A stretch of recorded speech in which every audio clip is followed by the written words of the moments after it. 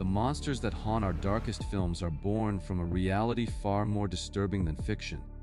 an abyss of human cruelty captured in cold police files rather than the visceral, original crime scene footage that community guidelines compel us to keep locked away. As we descend into the true, unfiltered histories behind these 10 cinematic nightmares, we are left with nothing but the chilling facts to guide us through the dark. If you enjoy investigations, you can subscribe to the channel, and I will try to release interesting investigations as often as possible.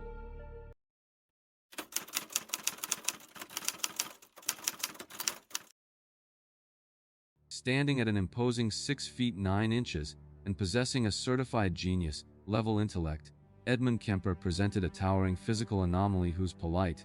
almost deferential demeanor masterfully concealed a profoundly disturbed psychological architecture. Raised in a turbulent household marked by intense, chronic psychological abuse, primarily inflicted by his overbearing and deeply critical mother, Clarnell Strandberg, Kemper's early developmental life was defined by deep-seated resentment and disturbing behavioral indicators that went tragically unaddressed by social systems. This macabre, violent trajectory reached its first devastating apex when a 15-year-old Kemper, who had been sent to live with his paternal grandparents on their isolated California farm due to behavioral issues, callously murdered them both with a high-powered hunting rifle simply to see how the act of killing would feel. Subsequently committed to the Atascadero State Hospital as a criminally insane juvenile, he utilized his exceptional cognitive abilities to manipulate the facility's psychiatrists, meticulously learning the psychological profiles of successfully rehabilitated patients to flawlessly mimic their responses and systematically expedite his own release. Against the explicit, documented warnings of the medical staff, who acutely noted his lingering, unresolved hostility towards his mother, the California Youth Authority paroled a 21-year-old Kemper directly back into her custody, placing the ultimate apex predator directly back into the toxic environment that had initially fractured his psyche. Settling in Santa Cruz, a picturesque coastal city known for its vibrant university culture and relaxed, trusting atmosphere, Kemper assimilated flawlessly into the background, securing a mundane, unremarkable job at the local Department of Public Works. He actively projected the carefully curated image of a gentle giant, a helpful neighborhood presence, and an aspiring law enforcement officer who actively sought out the company of local police detectives, frequently socializing and drinking with them at a popular cop bar known as the Jury Room. Behind this meticulously constructed, impenetrable facade of total normalcy, Kemper was secretly outfitting his personal vehicle with hidden interior electronic locks and constructing a mobile hunting ground, perfectly engineered to exploit the era's ubiquitous and highly vulnerable hitchhiking culture. The surrounding community remained completely, tragically unaware that a highly organized, legally sanctioned monster was casually walking among them, methodically preparing the logistics required to unleash his dark, deeply ingrained fantasies upon the local student population. The serene, foggy backdrop of 1970s Santa Cruz, a locale that would soon be colloquially dubbed the murder capital of the world, due to an unprecedented convergence of concurrent serial killer activities, provided the absolute perfect hunting ground for a predator of Kemper's unique intellectual and physical caliber. The carefully maintained facade of the successfully rehabilitated juvenile offender irreversibly shattered in May of 1972, marking the terrifying, blood-soaked inception of the Ed Killer era that would permanently paralyze the California coastline. Fresno State College students Mary Ann Pess and Anita Luchessa, merely seeking a convenient, temporary ride across town, became the inciting victims of a meticulously planned spree when they innocently stepped into Kemper's waiting vehicle. Trusting the polite, articulate giant who offered them safe passage and projected an aura of absolute harmlessness, the two young women crossed a fatal, invisible threshold from which there would be no return, completely unaware of the modified locking mechanisms instantly sealing their doom. Kemper seamlessly transported the terrified, trapped students to a secluded, densely wooded area in Alameda County, systematically disabling them before executing a brutal, calculated sequence of murder and horrific mortem mutilation that finally fulfilled his deeply ingrained pathological fantasies. The sudden, inexplicable disappearance of these two vibrant college students sent immediate, chilling shockwaves through the local community, sparking urgent missing persons investigations that initially yielded absolutely no actionable leads, witness testimonies, or forensic evidence. Investigators were completely baffled by the absolute lack of struggle or trace elements at any known pickup locations, completely unaware that the perpetrator was casually absorbing their confidential investigative strategies during friendly, alcohol-fueled chats at the local police bar. For Kemper, the structurally successful execution of this initial double homicide acted as a profound psychological catalyst, breaking the final internal dam of his suppressed violent urges, and firmly validating the years he had spent ideating his meticulous methodology. He brazenly dismembered the victims, remains within the confines of his own apartment, morbidly photographing the horrific, gruesome process before meticulously disposing of the biological evidence in the rugged canyons of the Santa Cruz Mountains, ensuring nature and the elements would erase his immediate tracks. The devastating discovery of Pes's scattered remains months later confirmed the absolute darkest fears of local law enforcement, officially transitioning a stagnant missing persons inquiry into an active, high-stakes homicide investigation with an unidentified, highly competent apex predator currently at large. This pivotal point of no return event firmly established his operational modus operandi, cementing his psychological confidence and initiating a systematic, unrelenting campaign of terror directed entirely at young, female college students who visually and symbolically represented the youth, freedom, and autonomy he so deeply envied and despised. Following the initial, successful murders, the cadence of the overarching investigation settled into a grim, deeply frustrating rhythm as law enforcement desperately sought to connect the scattered, fragmented forensic clues deposited across the vast California terrain. Kemper's operational confidence swelled exponentially, leading directly to the subsequent, methodical abductions and murders of Aiko Koo, Cindy Schall, Rosalind Thorpe, and Alice Liu, each executed with the exact same terrifying precision and strategic lack of geographical consistency. His horrific methodology remained chillingly, systematically consistent, utilizing the established university transit routes. He would offer rides to vulnerable hitchhikers, employing his disarming intellect and polite vocabulary to soothe their anxieties before driving them to highly isolated geographic locations for execution. The rapidly rising body count plunged the entire Santa Cruz community into a state of absolute, suffocating paranoia, with university officials distributing urgent warnings and police patrols aggressively monitoring known hitchhiking hotspots to deter any further abductions. Paradoxically, the very man ruthlessly hunting the community's daughters was actively, brazenly embedded within the social fabric of the police department, actively investigating him, frequently buying rounds of beers for the exhausted detectives and inquiring about the minute progress of the co-ed killer task force. Kemper continuously leveraged his encyclopedic, self-taught knowledge of police procedures to anticipate their tactical movements, carefully depositing specific remains in overlapping jurisdictions that would deliberately complicate bureaucratic coordination and significantly slow down the forensic analysis process. The overarching investigation was heavily marred by a critical, systemic lack of centralized data sharing, forcing dedicated detectives to chase phantom leads and aggressively interrogate known local sex offenders, while the true perpetrator sat directly across from them at the precinct bar. In a particularly macabre, horrifying display of his absolute psychological detachment and deeply rooted familial hatred, Kemper buried the severed head of victim Cindy Schall directly in his own mother's garden, deliberately positioning the remains so they faced her bedroom window in an act of profound, silent defiance. The community terror reached an unprecedented fever pitch when the respective remains of Thorpe and Liu were discovered shortly after their initial disappearances, confirming definitively that the killer was not only actively hunting, but actively accelerating his timeline without leaving a single actionable fingerprint or credible witness. Despite the massive, multi-agency manhunt, the widespread distribution of composite sketches, and the unprecedented public awareness campaigns flooding the media, Kemper remained a completely invisible spectral entity, shielded entirely by his mundane public job, his highly articulate vocabulary,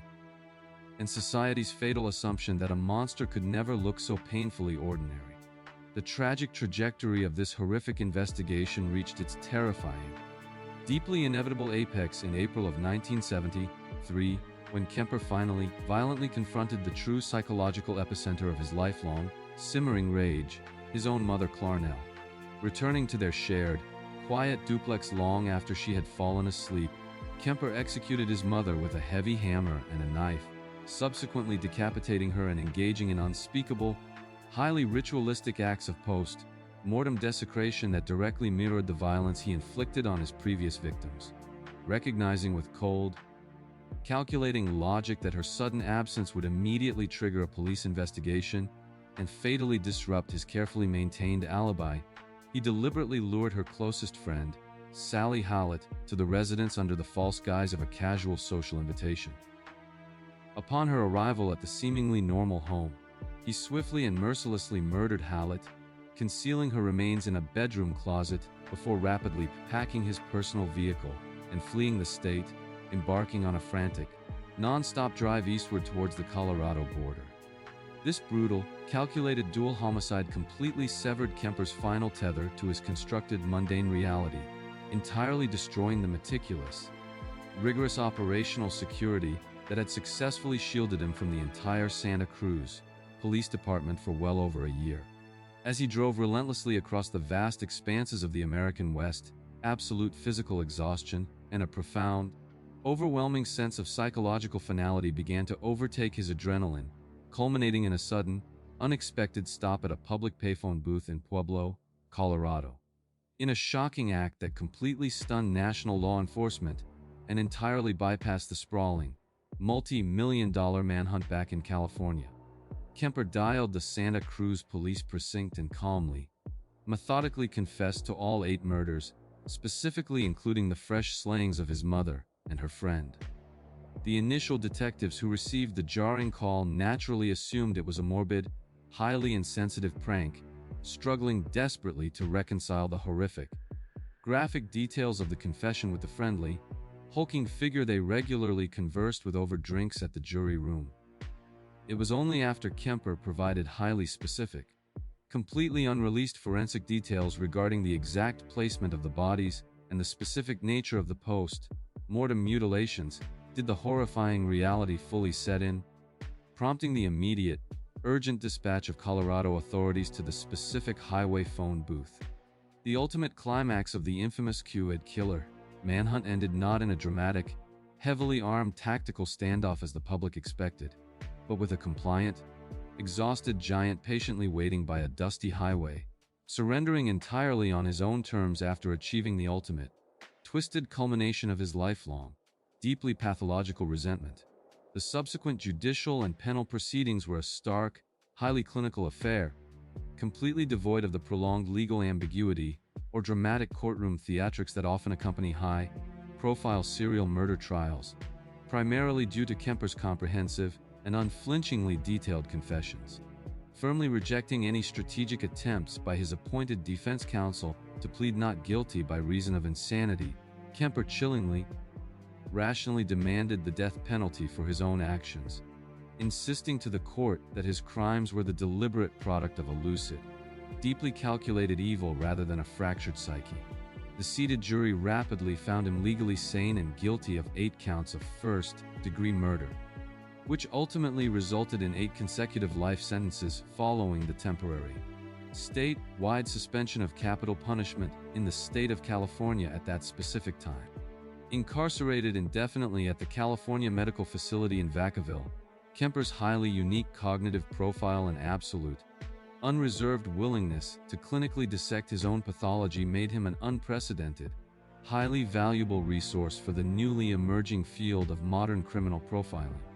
He willingly engaged in extensive, highly structured psychological interviews with the Federal Bureau of Investigation's Behavioral Science Unit, providing Special Agents John Douglas and Robert Ressler with foundational,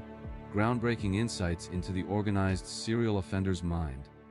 specifically regarding the critical role of internalized fantasy and structured victim selection. His highly articulate, almost academic deconstruction of his own unspeakable atrocities directly contributed to the formulation of modern investigative techniques and behavioral analysis,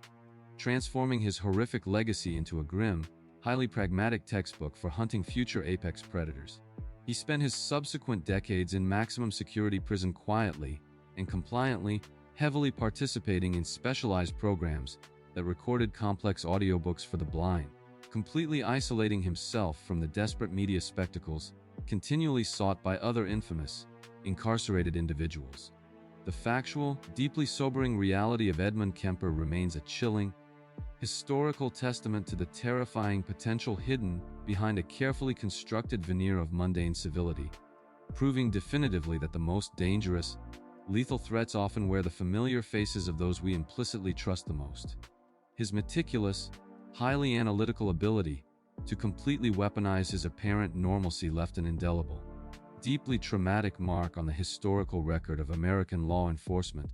permanently altering how modern detectives approach complex serial crimes entirely devoid of obvious, traditional motives.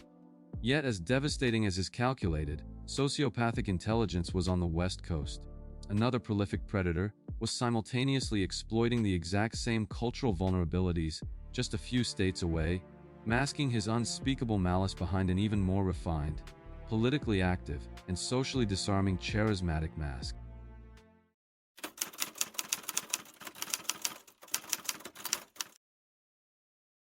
The cultural landscape of the Pacific Northwest during the early 1970s was defined by an overarching atmosphere of communal trust, political idealism,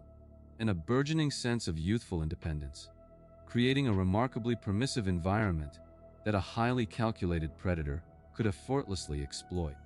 Theodore Robert Bundy represented the absolute antithesis of the societal archetype of a violent monster, possessing a striking, clean-cut physical attractiveness, a disarming, articulate charm, and an upwardly mobile trajectory that completely blinded those around him to his underlying pathology.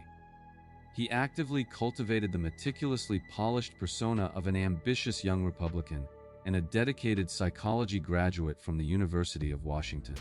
Possessing grandiose aspirations of attending law school and eventually carving out a prominent, successful career within the highest echelons of state politics. In a chilling display of his unparalleled capacity for absolute psychological compartmentalization,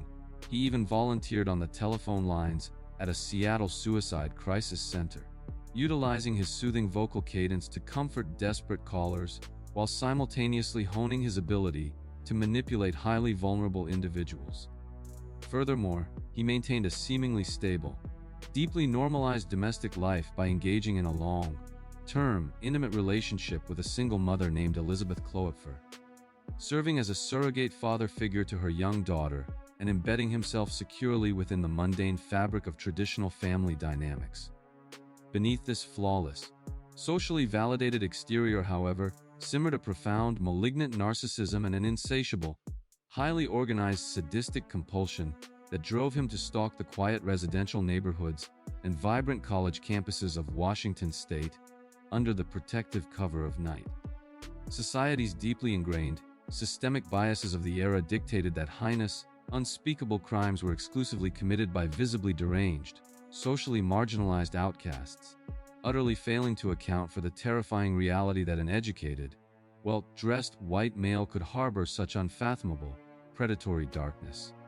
Because he so perfectly mirrored the demographic characteristics of the very authorities tasked with maintaining public safety, he was granted an invisible, unearned psychological immunity that allowed him to maneuver through various social strata without ever drawing a single glance of genuine suspicion. This unprecedented ability to camouflage his monstrous urges behind the respectable veneer of an aspiring legal scholar permitted him to observe, select, and evaluate his targets with absolute impunity, treating the unsuspecting female populace as a vast, unprotected hunting ground. Consequently, the pristine, fog-shrouded college towns of the Pacific Northwest remained entirely oblivious to the stark reality that a highly efficient, legally invisible apex predator was actively finalizing his methodology and preparing to initiate one of the most prolific and devastating serial murder campaigns in American history. The illusion of regional safety violently shattered in the early months of 1974, marked by a sudden, inexplicable, and rapidly accelerating wave of disappearances involving young, fiercely independent female college students across the states of Washington and Oregon. The victims all shared a distinct, terrifyingly specific physical profile, predominantly featuring attractive young women with long hair parted meticulously down the middle, who seemed to evaporate entirely without a trace from secure environments, well-lit alleyways, and populated university campuses. Law enforcement agencies initially found themselves completely paralyzed by the absolute lack of physical evidence, struggling to comprehend how multiple adult women could vanish into thin air without a single witness, a sign of struggle, or a discernible forensic footprint left behind at the suspected abduction sites. This grim, localized mystery violently escalated into a full-blown, regional panic on the scorching afternoon of July 14, 1974, amidst the sprawling, heavily populated grounds of Lake Sammamish State Park, where thousands of people had gathered to enjoy a massive outdoor beer festival.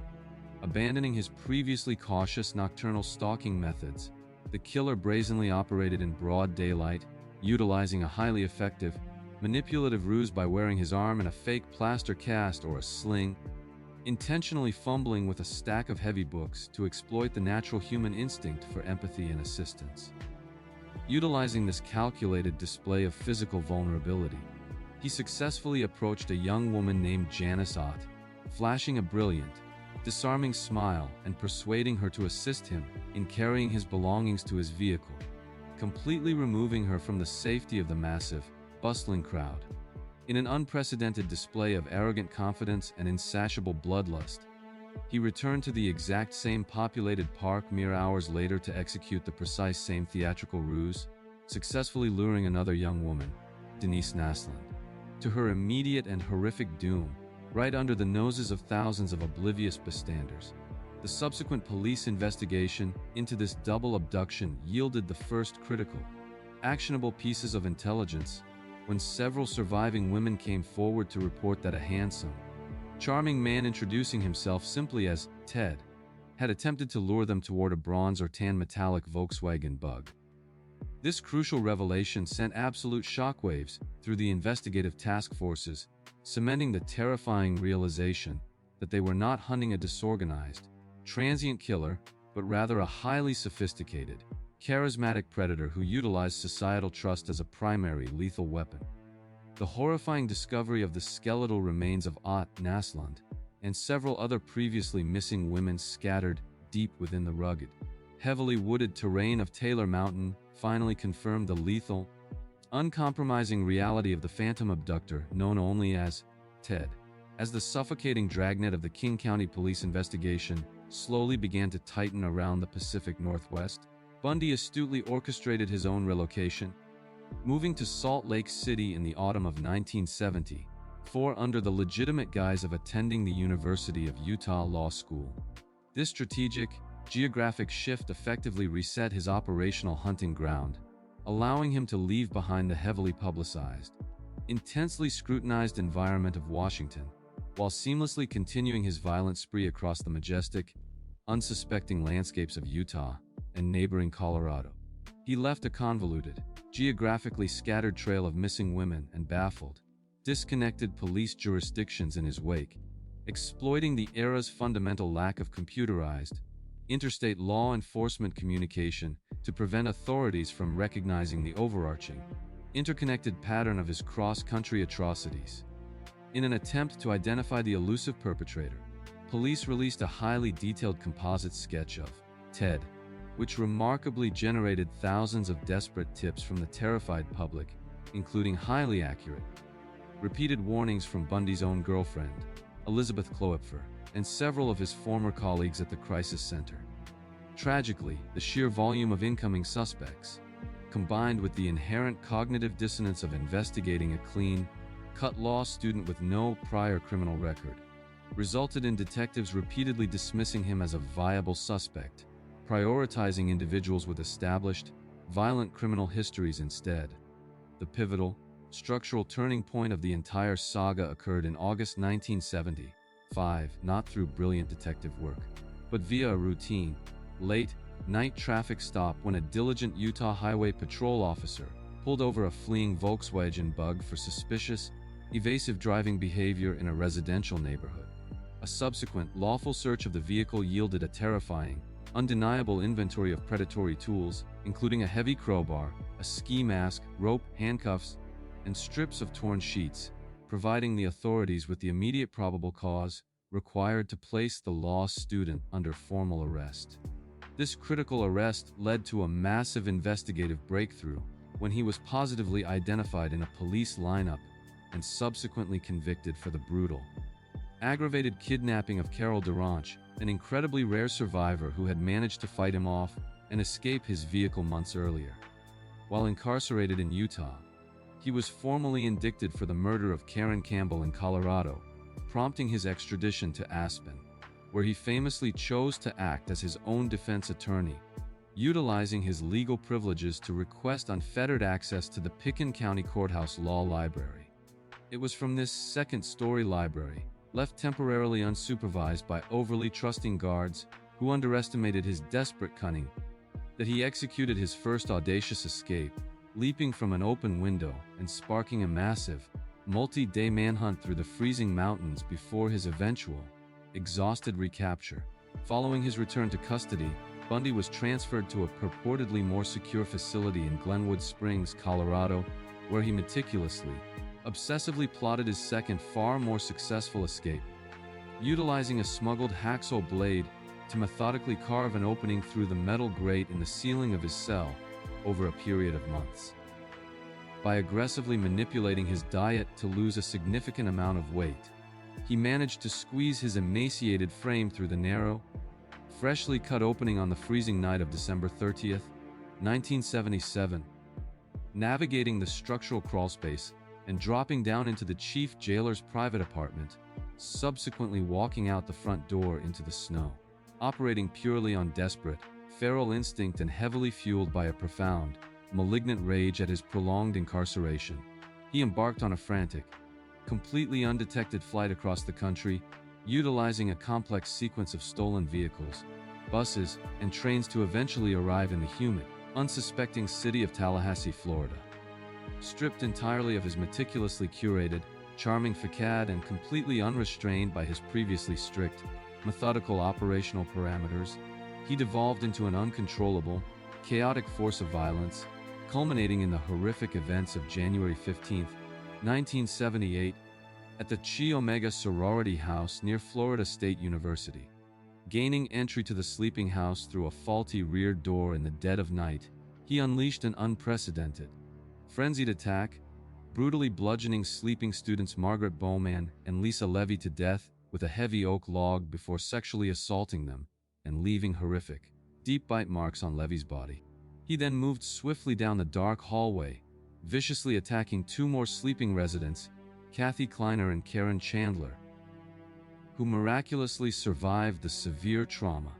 only because the killer was suddenly startled by the bright headlights of a returning roommate's vehicle piercing through the window. Displaying an absolute, terrifying lack of psychological satiation,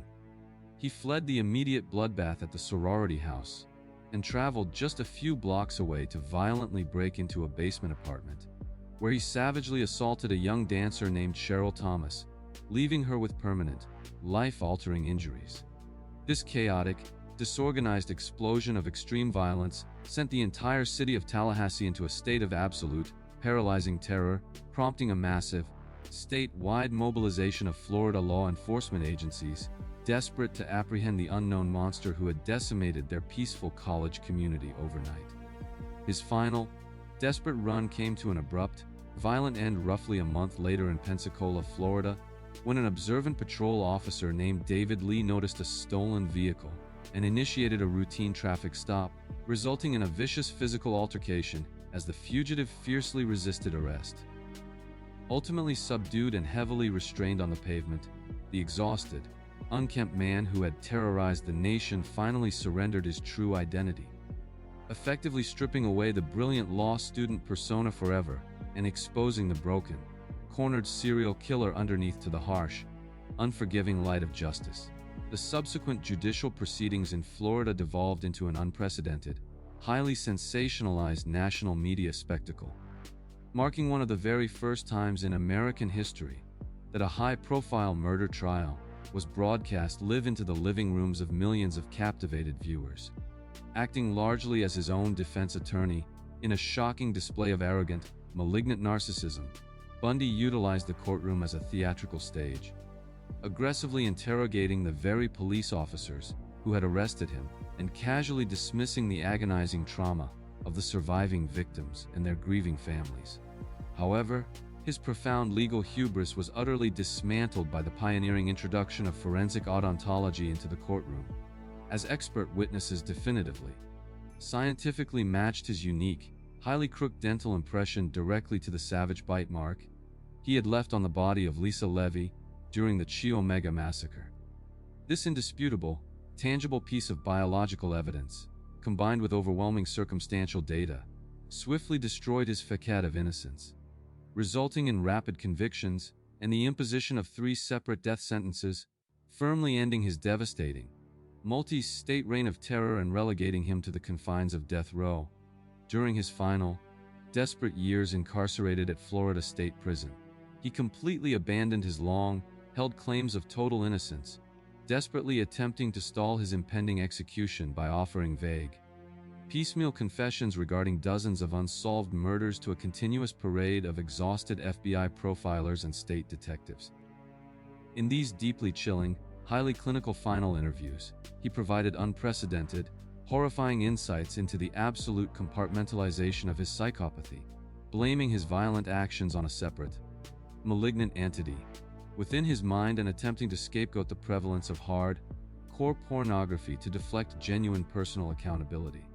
His relentless legal appeals and manipulative delay tactics finally exhausted themselves, and on the morning of January 24, 1989, Theodore Robert Bundy was executed in the electric chair, an event that drew massive, macabre crowds of cheering spectators, setting off fireworks outside the prison walls. The staggering factual legacy of his sprawling investigation fundamentally, permanently altered the structural landscape of American law enforcement, directly catalyzing the urgent development and implementation of centralized, multi-state communication databases specifically designed to track highly mobile, sophisticated offenders across state and county lines. Furthermore, his terrifying ability to hide in plain sight completely shattered the American public's naive perception of safety, proving definitively and tragically that the most lethal, devastating predators do not always lurk in the shadows, but often smile warmly in the bright sunlight, armed with a law degree and a charming disposition. Yet, while the Pacific Northwest and Florida reeled from the horrific reality of a handsome scholar's hidden atrocities, the American Midwest was simultaneously about to unearth a suffocating, deeply buried horror that lay directly beneath the very feet of a beloved community leader, successful businessman and amateur clown.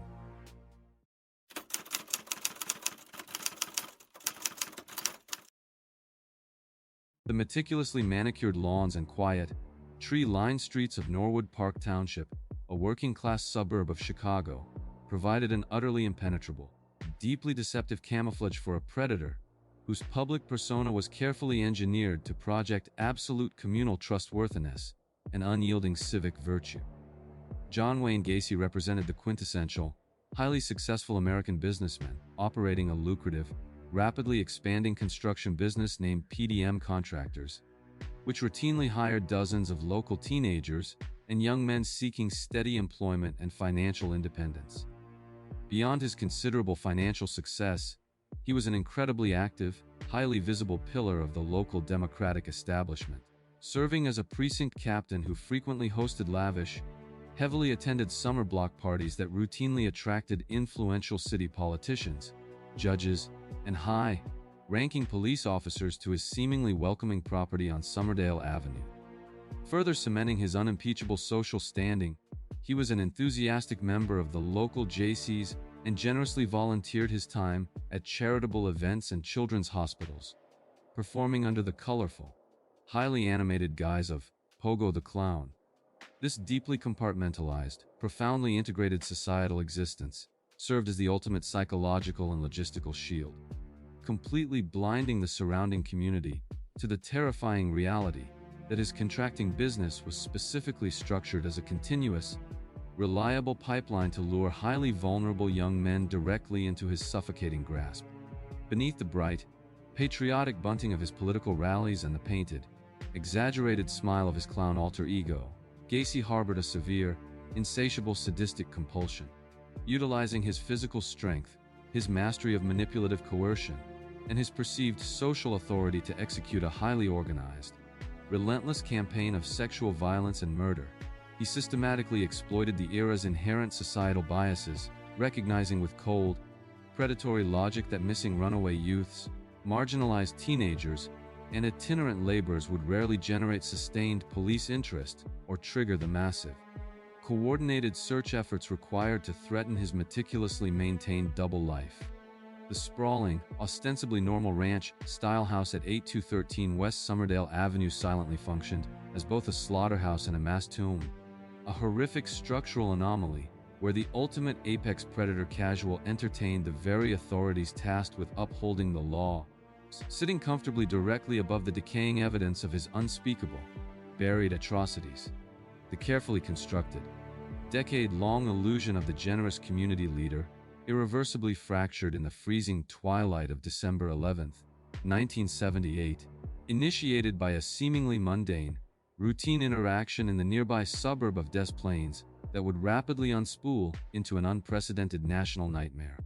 15-year-old Robert Piest, an incredibly dependable, highly regarded high school student with strong family ties, was completing his regular evening shift at the local Nissan pharmacy, where Gacy's contracting firm had been hired to complete a series of structural remodeling projects. Informing his mother, who had arrived to drive him home, that he merely needed to step outside for a few brief moments to discuss the prospect of a high-paying summer construction job with the contractor. The teenager walked out the back door into the biting winter air and completely vanished from the face of the earth. Unlike the tragic, silent disappearances of Gacy's previous victims, whose absences were frequently, erroneously attributed to voluntary runaways or transient lifestyles, Robert Piest was firmly embedded within a vigilant, highly proactive familial network that instantly recognized the severe, terrifying abnormality of his sudden absence. His mother's immediate, frantic realization that her son was in profound danger bypassed the usual bureaucratic delays, prompting the Des Plaines Police Department to launch an urgent, aggressive missing persons investigation with an incredibly narrow, highly specific initial focus centering entirely on the last known individual to interact with the boy. When detectives initially approached Gacy regarding the teenager's whereabouts, he arrogantly relied upon his deeply ingrained political hubris and established rapport with local law enforcement, aggressively dismissing their inquiries, casually denying any knowledge of the boy, and attempting to leverage his status as a precinct captain to intimidate the investigating officers. However, the sheer, undeniable temporal proximity of his presence at the pharmacy to the exact moment of Piest's disappearance provided investigators with a concrete, immovable point of suspicion, firmly establishing the contractor as the primary, inescapable focus of a rapidly escalating, high-stakes inquiry. By fatally deviating from his established, highly successful victimology and carelessly targeting a youth whose immediate absence would echo violently throughout the community, Gacy unwittingly crossed an absolute, catastrophic point of no return, triggering a relentless cascade of investigative scrutiny that his carefully polished, civic-minded facade could no longer deflect. Recognizing the severe, escalating stakes of the investigation, Des Plaines detectives immediately initiated a comprehensive, multi-state background check that instantly stripped away the facade of the respectable businessman, revealing a dark, highly relevant criminal history, including a prior felony conviction and imprisonment for the sexual assault of a teenage boy in Anamosa, Iowa. Armed with this terrifying, context-altering revelation, law enforcement agencies rapidly mobilized a highly coordinated, relentless 24-hour surveillance operation, covertly tailing Gacy's vehicles across the frozen Chicago suburbs and closely monitoring his erratic, increasingly desperate movements in a frantic bid to locate the missing teenager before it was too late. Gacy, fueled by a profound, malignant narcissism and an absolute, delusional belief in his own intellectual superiority, actively engaged in a bizarre, highly antagonistic psychological war with his police shadows, frequently approaching their unmarked vehicles to arrogantly offer them coffee, inviting them into local bars for drinks, and openly mocking their exhaustive, deeply frustrating inability to build a definitive case against him. Despite his brazen, taunting demeanor, the suffocating pressure of the constant surveillance severely restricted his operational freedom, preventing him from disposing of the crucial, damning physical evidence that remained hidden within the dark, cluttered confines of his residential property. A massive, pivotal breakthrough occurred when detectives secured a preliminary search warrant for the Somerdale residence, meticulously scouring the home and recovering a seemingly innocuous, small paper photo, processing receipt that forensic analysts definitively, undeniably traced directly back to the pocket of Robert Piest's winter jacket. During this intense, invasive preliminary search, multiple veteran investigators were physically assaulted by a heavy, overwhelmingly putrid, sickly sweet odor emanating directly from the home's heating ducts, a visceral, deeply disturbing biological warning sign that Gacy casually, confidently attributed to a backed-up sewer line and stagnant moisture accumulating in the crawl space. This unbreakable, tangible physical tether connecting the missing boy to the contractor's residence completely destroyed Gacy's alibi, providing the absolute, undeniable probable cause required for law enforcement to escalate their tactical approach from a mere missing persons inquiry into a full-scale, highly aggressive homicide investigation. The psychological tension reached an absolute fever pitch as investigators meticulously compiled their legal affidavits,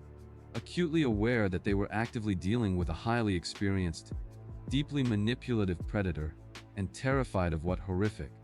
unimaginable truths they might uncover hidden beneath the floorboards of the outwardly normal suburban home. The grinding, relentless pressure cooker of the investigation reached its terrifying, deeply inevitable zenith on December 21st, when desperate detectives successfully secured a second, far more comprehensive search warrant, specifically targeting the oppressive, putrid odor emanating from the damp, restrictive crawl space located directly beneath the house. As heavily armed officers moved to secure the perimeter of the property, Gacy was simultaneously meeting with his increasingly concerned defense attorneys in downtown Chicago, deeply intoxicated and slowly buckling under the crushing, unavoidable realization that his meticulously constructed, decade-long reign of terror was rapidly collapsing around him. Back at the Somerdale residence, an intrepid evidence technician donned a protective suit and physically entered the claustrophobic, suffocatingly tight confines of the muddy crawl space, utilizing a small trenching shovel to gently break the compacted surface of the dark, freezing earth. Almost immediately upon penetrating the top layer of the soil, the investigator's shovel struck a solid object, carefully brushing away the damp dirt to reveal the horrifying, unmistakable stark white curve of a human femur, instantly shattering the quiet suburban tranquility with the profound, devastating reality of a subterranean mass grave. Word of this grim, undeniable discovery quickly reached the law offices downtown, prompting a bizarre, heavily intoxicated, and deeply chilling confession from Gacy, who calmly attempted to rationalize the unspeakable scale of his atrocities to his horrified legal counsel before police officially took him into custody. The immediate arrest initiated an unprecedented, agonizingly slow forensic excavation that completely transformed the tidy residential property into a sprawling, highly secured, frozen crime scene, illuminated around the clock by harsh industrial floodlights, and completely cordoned off from the surrounding, deeply traumatized neighborhood. Over the ensuing weeks, investigators and forensic anthropologists painstakingly exhumed the skeletal remains of 29 young men and boys directly from the muddy, compartmentalized trenches beneath the house, uncovering a meticulously organized, horrifyingly dense grid of bodies that fundamentally defied human comprehension. This catastrophic, deeply macabre unearthing represented the absolute peak of the investigative nightmare, exposing a scale of localized, methodical violence so profound that it paralyzed the entire nation with absolute, suffocating terror, proving that the most unimaginable horrors could easily flourish in the seemingly safest, most ordinary corners of American society. The catastrophic aftermath of the physical excavation presented local law enforcement and medical examiners with a monumental, historically unprecedented forensic nightmare, forcing pioneering odontologists and anthropologists to labor intensely for years in a desperate, deeply emotional bid to restore the names and identities to the skeletal victims stolen by Gacy's malice. Despite his defense team's exhaustive, highly publicized efforts to secure a verdict of not guilty by reason of insanity, heavily relying on complex psychiatric testimonies to paint him as a victim of multiple personality disorder, the seated jury firmly, decisively rejected the controversial legal theory. They concluded with absolute certainty that the meticulous, highly organized construction of a subterranean graveyard, combined with his calculated efforts to conceal evidence and manipulate law enforcement, demonstrated clear, unmistakable legal sanity, profound situational awareness, and an absolute, deeply embedded malice aforethought. Convicted of an astounding 33 total counts of first-degree murder, making him the most prolific, devastating serial killer in the recorded history of the United States at that specific time, he was swiftly sentenced to death, completely devoid of any genuine remorse or accountability for the localized genocide he had perpetrated. He spent his final 14 years heavily isolated on death row, engaging in protracted, ultimately futile legal appeals while callously passing the time by painting chilling, highly sought-after portraits of his clown alter ego, aggressively capitalizing on his own infamy before his eventual, mandated execution by lethal injection in May of 1994. The staggering, deeply factual reality of his dual existence permanently and violently shattered the foundational, comforting myth of suburban American safety, leaving behind an enduring, profound cultural trauma that forever associated the previously innocent, joyful imagery of a smiling entertainer with the darkest,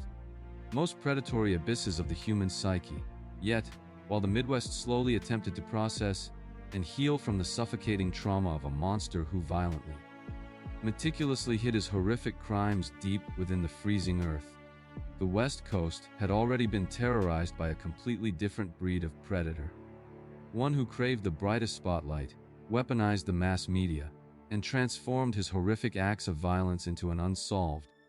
cryptographic puzzle that continues to baffle the world's greatest investigative minds to this very day.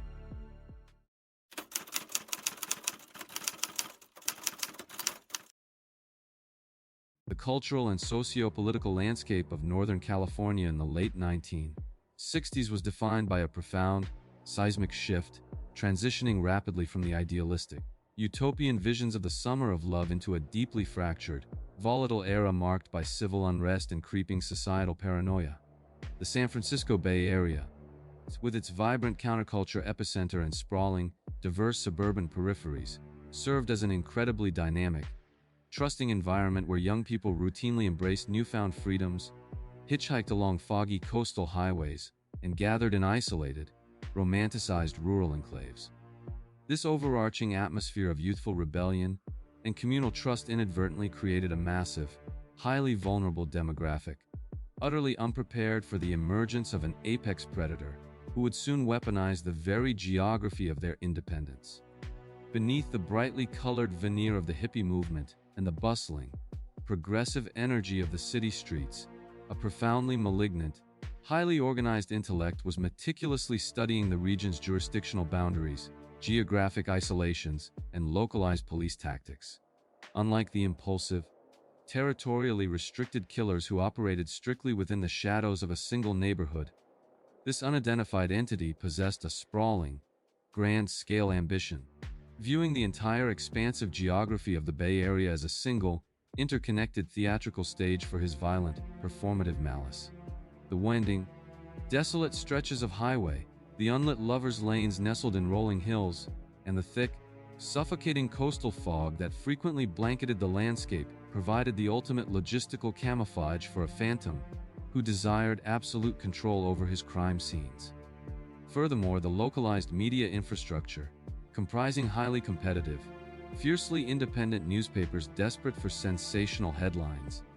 inadvertently offered the exact amplification platform required by a narcissist who violently craved an audience just as much as he craved human victims. Law enforcement agencies across the various fragmented counties operated in rigid, deeply isolated silos, lacking the centralized communication networks or shared forensic databases necessary to quickly identify cross-jurisdictional patterns or connect seemingly disparate acts of nocturnal violence. Consequently, the peaceful, unsuspecting communities of Vallejo, Napa, and San Francisco remained blissfully unaware that a highly adaptive,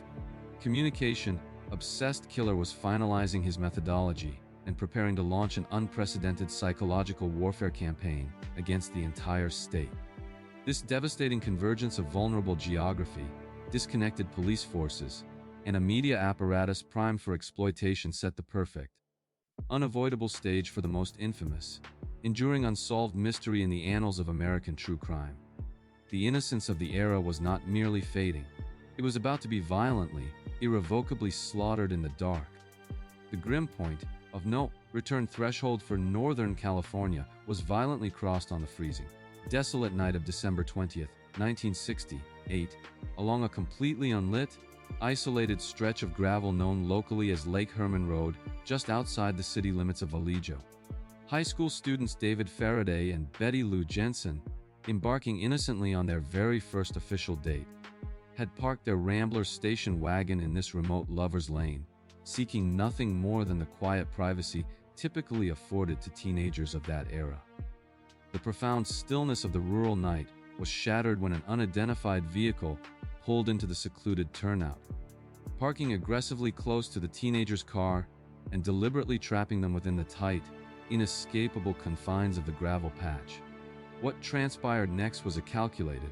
utterly terrifying sequence of execution-style violence that completely lacked any of the traditional, discernible motives typically associated with double homicides, such as robbery, gang retaliation, or sexual assault. Ballistic evidence painstakingly recovered from the scene explicitly detailed a chaotic, frantic struggle for survival, indicating that the unknown assailant initially fired warning shots into the roof and rear window of the Rambler to force the terrified teenagers out of the vehicle and into the freezing darkness. As they emerged into the unforgiving cold, David Faraday was immediately and ruthlessly shot point blank in the head, collapsing instantly beside the car and effectively neutralizing any potential physical threat to the attacker's dominant position. Driven by sheer, overwhelming adrenaline and absolute panic, Betty Lou Jensen desperately attempted to sprint away from the slaughter, fleeing wildly toward the open road in a futile bid for her life, displaying a chilling, mechanized level of marksmanship and a total absence of human empathy. The killer methodically tracked her desperate flight, shooting her 5 times in the back from a considerable distance, and leaving her lifeless body sprawled violently across the frost-covered ground. When the devastating crime scene was inevitably discovered by passing motorists shortly after the gunfire ceased, responding Vallejo police officers were immediately confronted with a baffling, entirely sterile forensic environment that offered absolutely zero actionable leads, suspect descriptions, or logical explanations for the brutal slaughter. This initial, horrifying double murder firmly established the foundational, terrifying methodology of a predator who killed purely for the psychological thrill of the hunt, igniting a slow-burning, localized fear that would soon explode into a suffocating, state-wide panic. The brutal senselessness of the Lake Herman Road massacre marked the definitive end of the region's innocence, serving as the bloody, inaugural signature of a phantom who was only just beginning to orchestrate his masterpiece of terror. The investigative stagnation was violently shattered on the 4th of July, 1969, when the killer struck a second, terrifyingly similar lover's lane at Blue Rock Springs Park, ruthlessly gunning down Darlene Ferrin and severely wounding Michael Mageau, before brazenly dialing the Vallejo Police Department from a public payphone to officially claim credit for both this attack and the previous Lake Herman Road murders. This unprecedented, deeply arrogant telephone call marked the terrifying evolution of the killer from a silent, nocturnal stalker into a highly vocal media, manipulating terrorist, a dark transformation that fully materialized in August when identical, handwritten letters arrived simultaneously at the San Francisco Examiner, the San Francisco Chronicle, and the Vallejo Times-Herald. These chilling, taunting missives demanded front-page publication under the explicit threat of weekend-killing rampages, and they contained intricate, mathematically complex cryptograms that the author arrogantly claimed contained his true identity, effectively weaponizing the local press to broadcast his profound, malignant narcissism to the entire Bay Area. The public introduction of his self-anointed moniker, accompanied by the now infamous crosshair symbol, instantly catalyzed a massive, unprecedented wave of communal hysteria, as terrified citizens realized a highly intelligent, completely unrestrained serial murderer was actively dictating the regional news cycle. His methodology dramatically, horrifically escalated on September 27th at the idyllic, sun-drenched shores of Lake Berryessa, where he approached college students Brian Hartnell and Cecilia Shepard in broad daylight, while wearing an elaborate, terrifying black executioner's hood emblazoned with his signature white crosshairs. Abandoning his previously established reliance on firearms, he subjected the bound, helpless couple to a prolonged, agonizingly brutal knife attack, subsequently utilizing a black marker to meticulously record the dates of his previous crimes directly onto the door of Hartnell's vehicle, in a chilling display of forensic audacity. The rising action reached its absolute, terrifying zenith on the night of October 11, 1969, when the killer completely abandoned his rural, Lover's Lane victimology and boldly entered the densely populated, affluent neighborhood of Presidio Heights in San Francisco, ruthlessly executing cab driver Paul Stine with a point-blank gunshot to the head, in a catastrophic, historically tragic communication error that forever altered the trajectory of the investigation. The initial police dispatch erroneously described the fleeing suspect as a black male, inadvertently causing responding patrol officers to completely bypass a heavy-set white man walking calmly away from the active, bloody crime scene. To brutally mock the San Francisco Police Department for this monumental, unforgivable tactical failure, the killer subsequently mailed a blood-soaked piece of Paul Stine's actual shirt directly to the Chronicle, proving his absolute proximity to the murder and initiating a fresh wave of paralyzing, suffocating terror across the city. His subsequent, increasingly erratic letters contained horrific, highly specific threats to shoot the tires out of school buses and execute the escaping children. A terrifying ultimatum that forced armed police cruisers to tail local buses and transform the daily commute into a high-stakes, militarized operation. The desperate, multi-jurisdictional manhunt strained the absolute limits of forensic science and investigative resources of the era, completely failing to identify the arrogant phantom who continually slipped through their fingers while simultaneously holding the entire socio-political apparatus of Northern California hostage.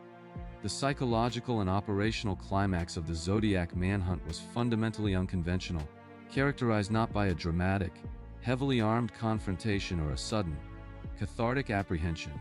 but rather by an agonizing, highly frustrating realization that the killer had successfully, permanently outmaneuvered the fragmented justice system. Following the frantic, blood-soaked autumn of 1969 and a subsequent string of increasingly bizarre, unverified communications that stretched into the early 1970s, the verified, confirmed canonical attacks abruptly, inexplicably ceased, leaving behind a massive, chaotic vacuum of terror and a sprawling, unmanageable suspect pool numbering in the thousands. As the immediate, visceral threat of physical violence slowly began to recede, the immense, crushing weight of the investigation firmly consolidated around one primary, highly compelling individual who perfectly matched the terrifying behavioral profile. A convicted child molester, former elementary school teacher, and Vallejo resident named Arthur Leigh Allen. The circumstantial evidence surrounding Allen was overwhelmingly, tantalizingly persuasive, completely seducing desperate investigators who noted that he actively wore a Zodiac brand wristwatch featuring the infamous Crosshairs logo, owned the exact same caliber of obscure weapons utilized in the attacks, and frequently resided in extraordinarily close geographic proximity to the primary crime scenes.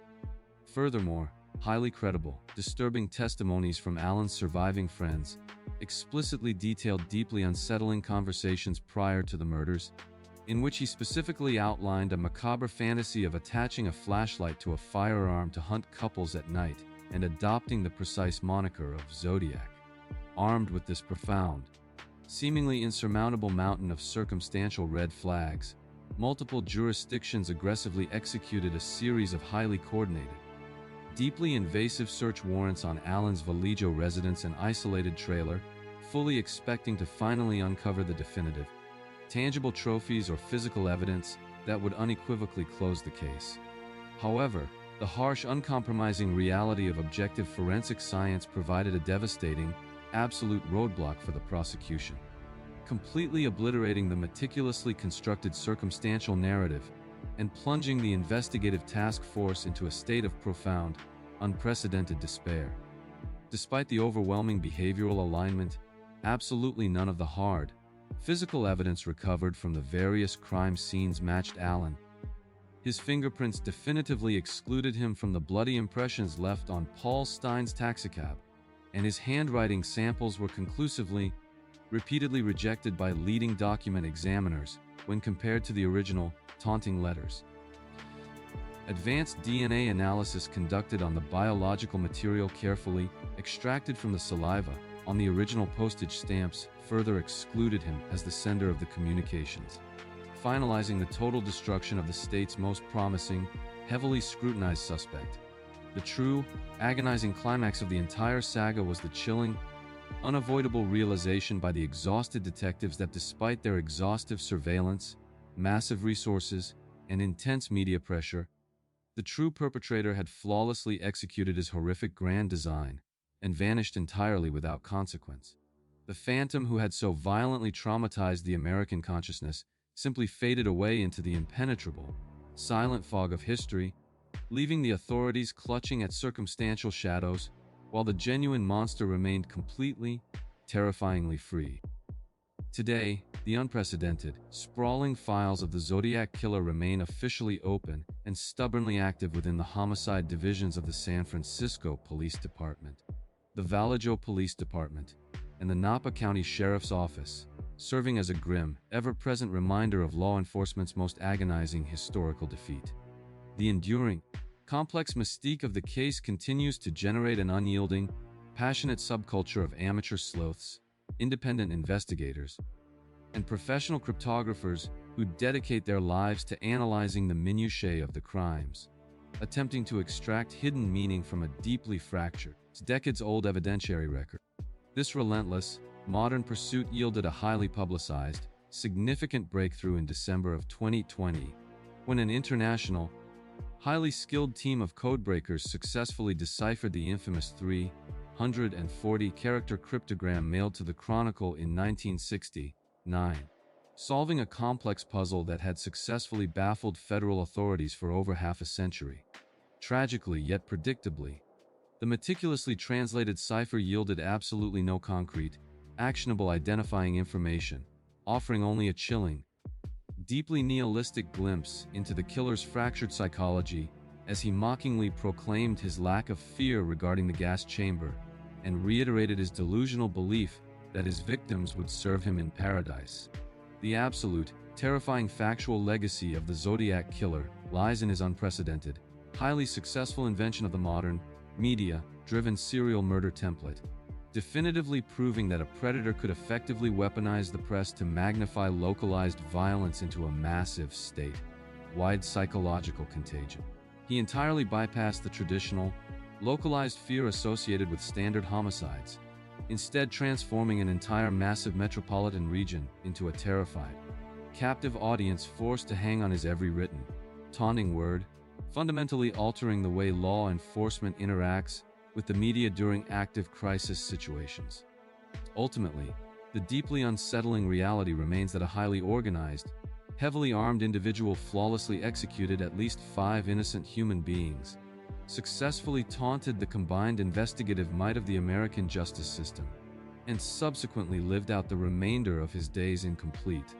unchallenged anonymity. His stark, unsolved presence in the historical record forces us to confront the deeply uncomfortable, terrifying truth that sometimes, the most horrific, calculated evil does not face earthly justice, but instead simply walks away into the shadows, entirely unpunished. Yet, the terrifying concept of an arrogant,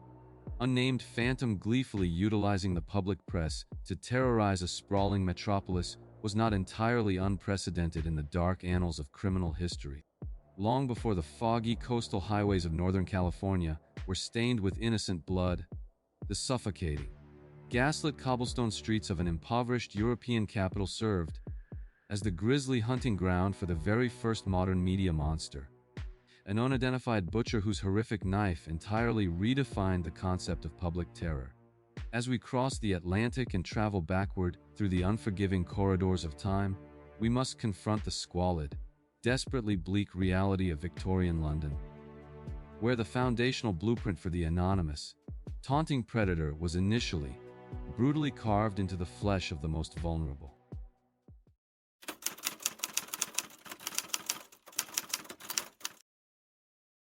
The sprawling, soot-stained labyrinth of the East End of London in the autumn of 1888 represented a profound, deeply concentrated epicenter of socio-economic despair, creating an incredibly hostile environment where daily survival was a constant, grueling struggle for the impoverished masses. The district of Whitechapel was defined by its severely overcrowded, disease-ridden slums, where hundreds of thousands of disenfranchised citizens were forcefully crammed into squalid, poorly ventilated tenements and brutal workhouses that offered merely the barest illusion of municipal charity. Within this claustrophobic, deeply desperate ecosystem, an entire vulnerable subclass of women was systematically forced into casual prostitution simply to secure the meager fourpence required for a single, miserable night's sleep in a heavily policed, unsanitary common lodging house. The physical environment itself functioned as an oppressive, logistical nightmare for law enforcement, characterized by unlit, twisting alleyways, dense, suffocating smog rolling off the heavily polluted River Thames, and a total lack of modern urban infrastructure that could deter nocturnal violence. The Metropolitan Police Service, specifically the heavily burdened officers of H Division, were entirely ill-equipped and woefully undertrained to manage a highly organized, psychologically motivated serial predator, as their daily operational focus was strictly consumed by mitigating the rampant, localized gang violence, extreme public intoxication, and petty theft that plagued the desperate streets. Completely lacking the foundational concepts of crime scene preservation, fingerprinting analysis, or even rudimentary blood typing, these early Victorian detectives were forced to rely almost exclusively on unreliable eyewitness testimonies and physical apprehensions during an era where forensic science was in its absolute infancy. The systemic, overarching neglect of the district by the affluent, ruling classes of London meant that the violent deaths of impoverished women were frequently dismissed as tragic yet inevitable consequences of their destitute lifestyles, masking the arrival of a highly capable, meticulous butcher. This deeply ingrained societal apathy, combined with the impenetrable geographic darkness of the East End, inadvertently constructed the perfect, legally insulated hunting ground for a phantom whose unspeakable atrocities would soon fundamentally alter the global understanding of criminal pathology. The desperately vulnerable women of Whitechapel, entirely unprotected by the state and forced to walk the freezing cobblestones at all hours of the night, remained completely unaware that a surgical, unyielding entity was methodically preparing to utilize their desperate circumstances to orchestrate the most infamous, enduring murder spree in recorded human history. The grim, point of no return threshold that forever shattered the normalized violence of the East End was violently crossed in the early, freezing hours of August 31st, 1888, within the narrow, poorly lit confines of a bleak thoroughfare known as Buck's Row. Mary Ann Nichols, a 43-year-old mother fundamentally broken by severe poverty and chronic alcoholism, had been ejected from her lodging house earlier that night simply because she lacked the necessary pennies to secure a bed, forcing her back into the unforgiving darkness to solicit clients for basic survival. Her brutally mutilated, lifeless body was subsequently discovered at roughly 3:40 in the morning by a local carman named Charles Cross, who initially mistook her prone form for a discarded tarpaulin in the pitch black shadows of the street before realizing the horrifying reality of the scene. The subsequent, deeply unsettling medical examination conducted by police surgeon Dr. Rees Ralph Llewellyn immediately revealed that this was absolutely not a routine, alcohol-fueled robbery or a standard domestic dispute, but rather an incredibly savage, highly targeted execution characterized by terrifying overkill. The victim's throat had been deeply, savagely severed down to the spinal column with a long, incredibly sharp blade, and her abdomen had been subjected to a series of frantic, deeply invasive mutilations that indicated a profound, sadistic compulsion far beyond mere lethal intent. This highly specific, terrifyingly consistent methodology, involving rapid subjugation, absolute silence to avoid alerting nearby residents, and subsequent, surgical post-mortem defilement, firmly established the operational signature of an organized predator who possessed a chilling degree of anatomical familiarity. The incredibly brutal nature of the Bucks Row murder instantly captured the aggressive attention of the fiercely competitive local press, which rapidly transformed a previously ignored demographic tragedy into an explosive, deeply sensationalized media phenomenon that flooded the streets with terrifying, wildly speculative headlines. Detective Inspector Frederick Aberline, a highly respected, seasoned investigator intimately familiar with the complex social dynamics of the East End, was immediately seconded from Scotland Yard to oversee the rapidly escalating inquiry, recognizing almost instantly that the local constabulary was facing an entirely unprecedented, highly sophisticated threat. This brutal, inaugural slaughter definitively ignited a suffocating, city-wide panic, officially marking the terrifying inception of a coordinated, relentless campaign of terror that would systematically target the most defenseless members of society, while completely humiliating the most powerful police force in the British Empire. The localized fear rapidly evolved into an absolute, uncontrollable hysteria as the killer's operational cadence violently escalated just over a week later, with the horrific discovery of Annie Chapman in the backyard of 29 Hanbury Street on the morning of September 8th. Terrifying audacity of the Chapman murder, committed in a highly populated residential enclave, where dozens of people were sleeping just mere feet away, demonstrated the killer's profound, terrifying confidence and his escalating need to perform deeply invasive post-mortem surgical extractions, as the medical examiner noted the precise, chilling removal of specific internal organs. Frustrated by the massive, completely ineffective police patrols that swarmed the district, panicked local merchants and terrified residents formed the Whitechapel Vigilance Committee, aggressively hiring private detectives and launching rogue, nighttime citizen patrols that only further complicated the heavily congested, deeply chaotic investigative landscape. The structural breaking point of the entire investigation occurred during the early hours of September 30th, a chaotic night of unprecedented bloodshed forever immortalized in criminal history as the double event, which unequivocally proved the absolute, terrifying efficiency of the Phantom Butcher. Despite the massive, suffocating police dragnet actively saturating the immediate area, the killer successfully murdered Elizabeth Stride in Dutfield's yard, though he was ostensibly interrupted by an approaching cart before he could execute his signature mutilations, forcing him to flee back into the dense, foggy labyrinth of the streets. Less than an hour later, and merely a short, brisk walk away within the jurisdiction of the City of London Police, he viciously slaughtered Catherine Eddowes in the dark corner of Meter Square, subjecting her remains to a deeply horrific, extensive evisceration that included the precise extraction of her left kidney and uterus.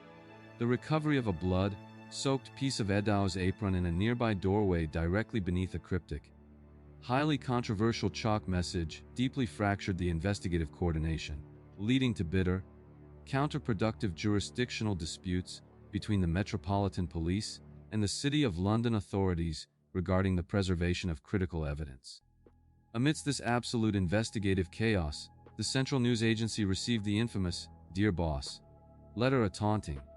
heavily publicized missive written in striking red ink that permanently crystallized the killer's mythology by officially coining the terrifying moniker, Jack the Ripper. This highly controversial, widely disseminated communication inadvertently spawned an overwhelming, paralyzing influx of thousands of false, copycat letters from desperate hoaxers and local cranks, completely burying the exhausted, under-resourced detectives under a mountain of useless, misleading information while the true predator remained perfectly concealed. The staggering failure of the authorities to apprehend the killer, despite having thousands of officers actively patrolling a completely locked down geographic radius, plunged the entire city into a state of profound, unprecedented terror, setting the ultimate stage for the most devastating, terrifying climax imaginable. The investigative nightmare reached its absolute, deeply terrifying apex on the cold, damp morning of November 9, 1888, inside the profoundly claustrophobic, locked interior of 13 Miller's Court,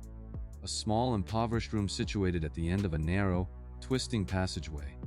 Unlike the previous canonical victims, who were brutally but hastily executed in dark, outdoor public courtyards and exposed alleyways, 25-year-old Mary Jane Kelly was murdered entirely within the private, supposedly secure confines of her own rented lodging, affording the killer an unprecedented, luxurious amount of uninterrupted time. When the landlord's assistant, Thomas Boyer, approached the property to collect severely overdue rent and nervously peered through a broken, rag-stuffed windowpane, he was violently confronted with a scene of such absolute, unrestrained butchery that it completely defied all contemporary medical and psychological understanding of human violence. The absolute, comprehensive destruction of Mary Jane Kelly's body represented a profound, terrifying evolution in the killer's sadistic pathology,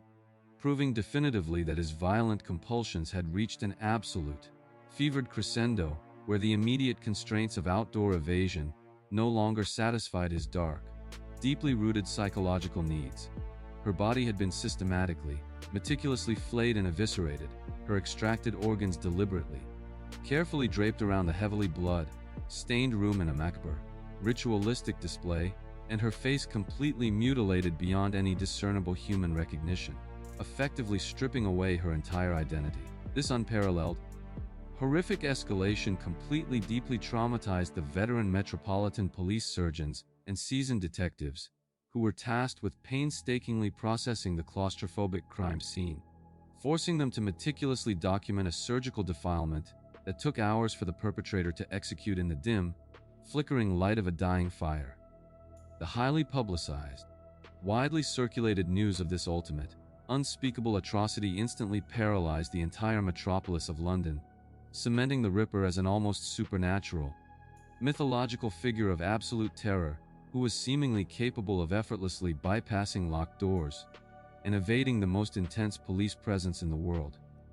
The immediate, massive police dragnet that followed the discovery at Miller's Court yielded thousands of frantic interviews, aggressive suspect interrogations, and completely fruitless door-to-door searches, yet the intricate, blood-soaked reality of the room offered absolutely no tangible, actionable clues. The massive,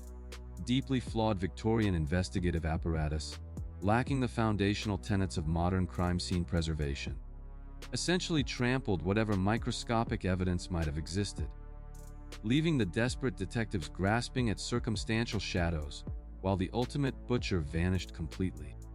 Ultimately, the profound, staggering horror of the Miller's Court crime scene represented the absolute zenith of the Ripper's unrestricted,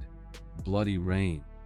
a terrifying masterpiece of localized destruction that permanently etched his dark legacy into the foundational bedrock of criminal history. As abruptly and inexplicably as the horrific, highly concentrated sequence of violence had begun in the late summer, the verified, canonical murders of Jack the Ripper entirely ceased following the absolute, unmatched carnage of Mary Jane Kelly's death, leaving an agonizing, permanent void of justice that would never be filled. The highest echelons of Scotland Yard kept the expansive, heavily documented, and deeply frustrating Whitechapel murders file officially open for several subsequent years, painstakingly investigating a series of lesser-known, slightly similar attacks in the East End, but investigators ultimately concluded that the specific, highly organized predator was gone. The comprehensive historical consensus among leading detectives and modern profilers strongly suggests that the profoundly disturbed individual responsible for the Autumn of Terror had either suddenly died,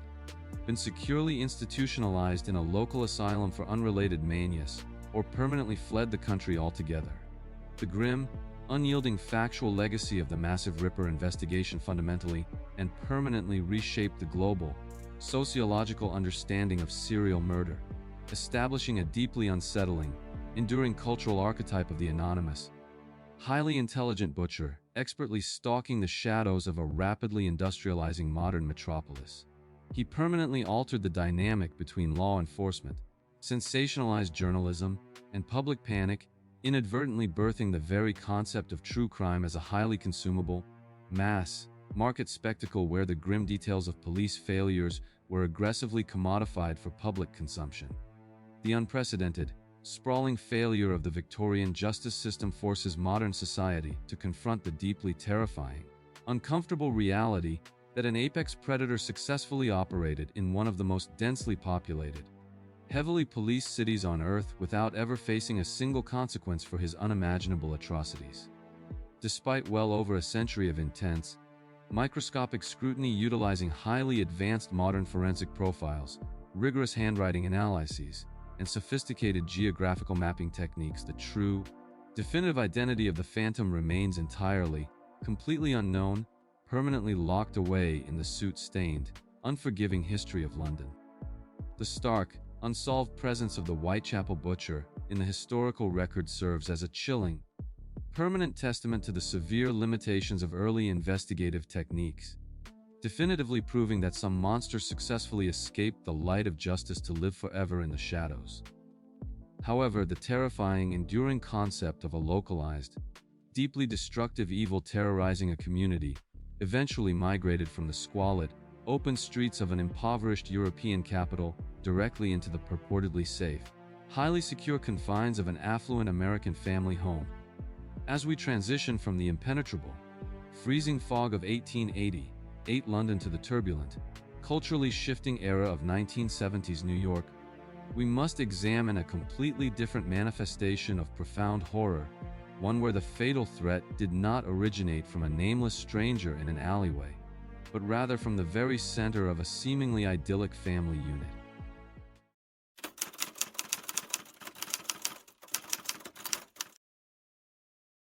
The sprawling, picturesque Dutch colonial home, situated at 112 Ocean Avenue in the affluent, quiet suburban community of Amityville, New York,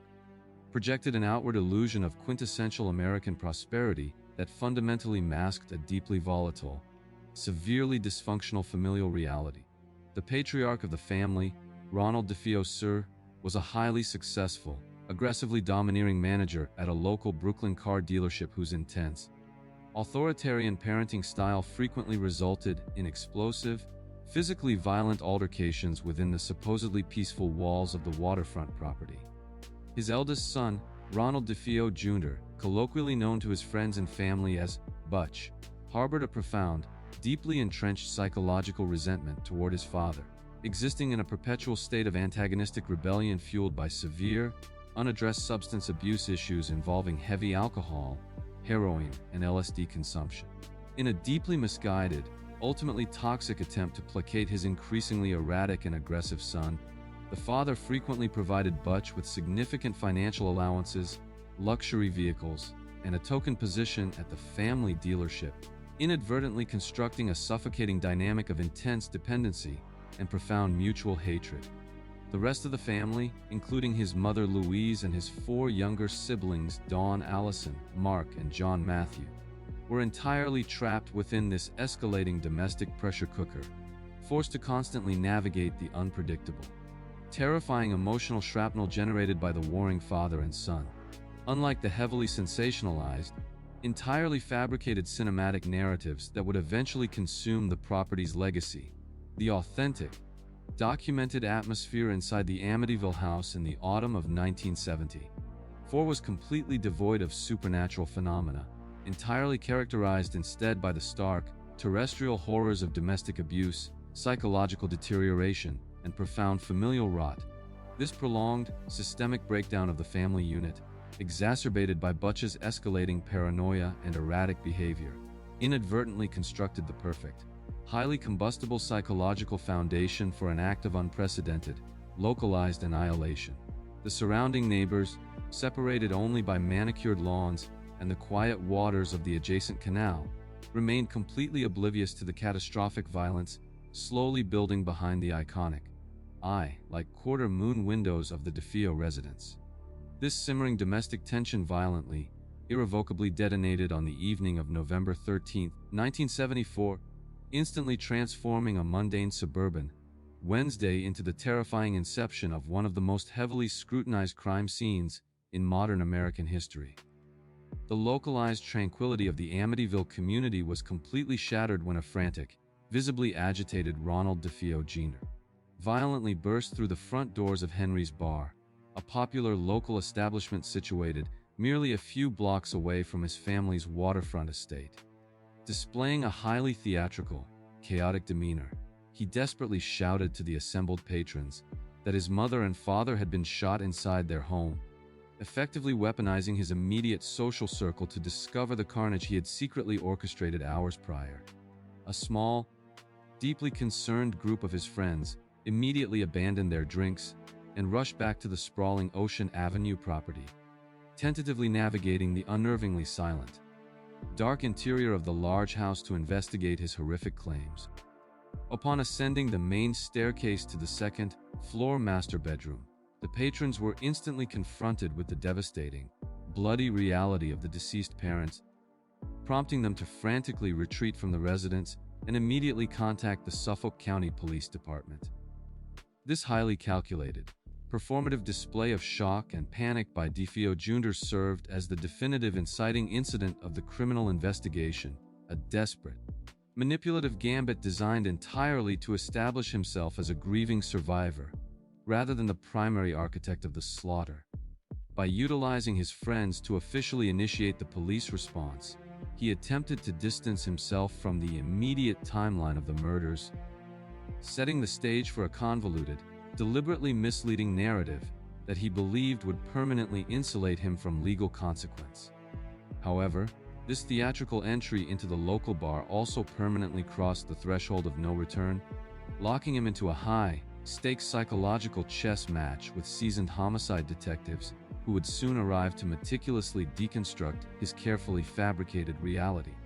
The arrival of the heavily armed Suffolk County police units initiated a comprehensive, horrific tactical sweep of the sprawling residence, resulting in a discovery so profoundly devastating that it deeply traumatized the veteran responding officers. Investigators methodically moving through the various bedrooms discovered the lifeless bodies of all 6 DeFeo family members, each having been brutally executed in their sleep with a high-powered firearm, overwhelmingly found lying face down in their respective beds, without any discernible defensive wounds. The immediate, baffling forensic anomaly that none of the victims appeared to have been awakened by the thunderous, deafening roar of a heavy rifle firing multiple times in a confined space actively fueled later supernatural myths, yet investigators firmly attributed this to the sheer, terrifying speed of the execution, the acoustic dampening of the large house, and the deep slumber of the early morning hours. As the property was rapidly cordoned off and transformed into a heavily restricted, active crime scene, detectives initiated their preliminary interviews with Ronald DeFeo Jr., desperately seeking any actionable intelligence regarding the perpetrators of the localized massacre. In a desperate, highly elaborate attempt to deflect the rapidly intensifying focus of the investigation, Butch crafted a complex, entirely fabricated alibi, explicitly claiming that a notorious, violent mafia enforcer named Louis Fellini had broken into the home and executed the family over a financial dispute, alleging he was either absent or forced to witness the carnage. However, the methodical, uncompromising application of objective forensic science began to relentlessly dismantle his mob-hit narrative. As the county medical examiner conclusively placed the estimated time of death around 3:15 in the morning, a precise window during which Butch had previously admitted to being inside the house. Furthermore, a detailed, Highly invasive search of Butch's personal bedroom yielded an empty cardboard rifle box that perfectly matched the specifications of a 35 caliber Marlin lever action rifle. An incredibly specific, devastating piece of physical evidence that directly linked him to the exact murder weapon. The suffocating weight of these undeniable, glaring forensic contradictions slowly began to crush his arrogant, defensive posture, completely alienating him from his fabricated victim status and firmly locking the investigative crosshairs directly onto the sole surviving member of the DeFeo family. The definitive, psychological breaking point of the investigation occurred during a grueling, relentless multi-hour interrogation at the Suffolk County Police Precinct, where highly experienced homicide detectives systematically, surgically dismantled every remaining fragment of his contradictory, crumbling alibi. Confronted with the overwhelming, indisputable physical evidence recovered from his bedroom and the glaring temporal impossibilities of his timeline, DeFeo's aggressive defiance entirely evaporated, completely collapsing under the profound, inescapable reality of his cornered position. Abandoning the fabricated mafia narrative entirely, he finally delivered a chilling, comprehensive, and heavily detailed confession that outlined exactly how he methodically moved through the silent, dark corridors of his family home with the heavy lever action rifle. He explicitly, coldly described entering his parents' master bedroom first, executing them with devastating, rapid precision to eliminate the primary physical threat, before systematically proceeding down the hallway to the adjacent bedrooms to ruthlessly shoot his younger siblings as they slept. He provided investigators with highly specific, entirely unreleased details regarding the disposal of critical evidence, leading police to a nearby Brooklyn storm drain where they successfully recovered the submerged murder weapon, alongside heavily blood-stained clothing and discarded ammunition.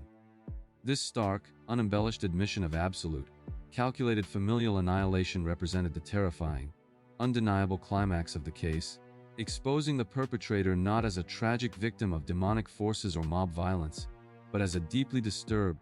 profoundly violent individual who ruthlessly slaughtered his own blood out of deeply ingrained resentment and severe psychological instability. The horrific reality of his confession permanently stripped away the protective veneer of suburban safety, forcing the community to confront the terrifying,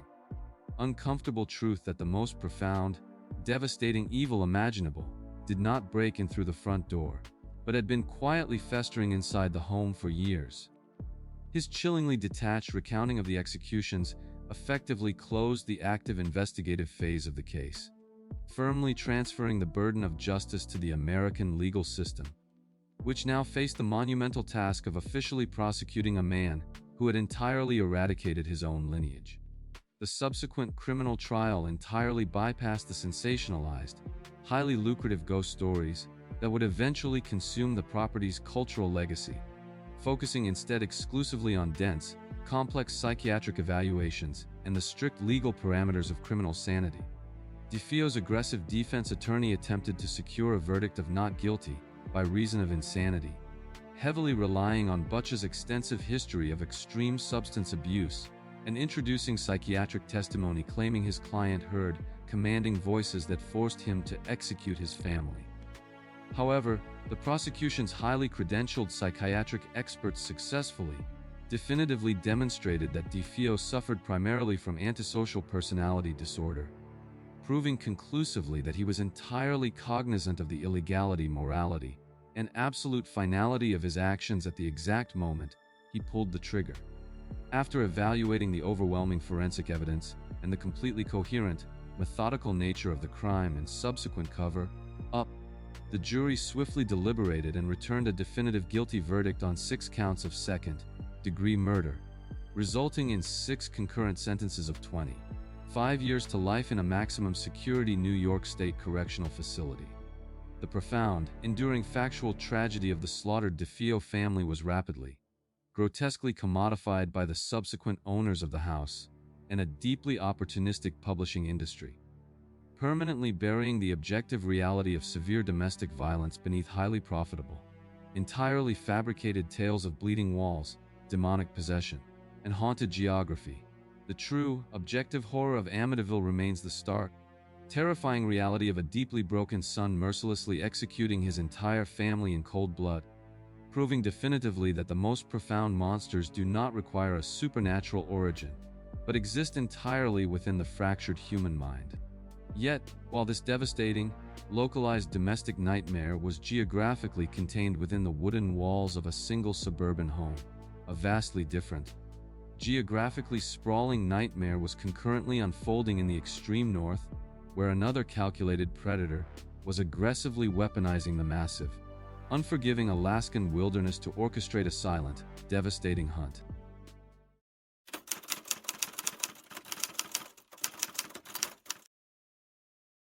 The unforgiving, sprawling wilderness of 1970s Alaska provided an unprecedented, geographically isolated hunting ground that was perfectly suited for an apex predator who desired absolute dominance over his natural environment. Anchorage during this specific era was a booming, highly transient frontier city heavily populated by pipeline workers, seasonal laborers, and marginalized individuals seeking a fresh start or quick fortune, inadvertently creating a massive, vulnerable demographic that frequently slipped through the cracks of a deeply strained social infrastructure. Amidst this chaotic, rapidly expanding pioneer landscape, Robert Hansen meticulously cultivated an utterly disarming,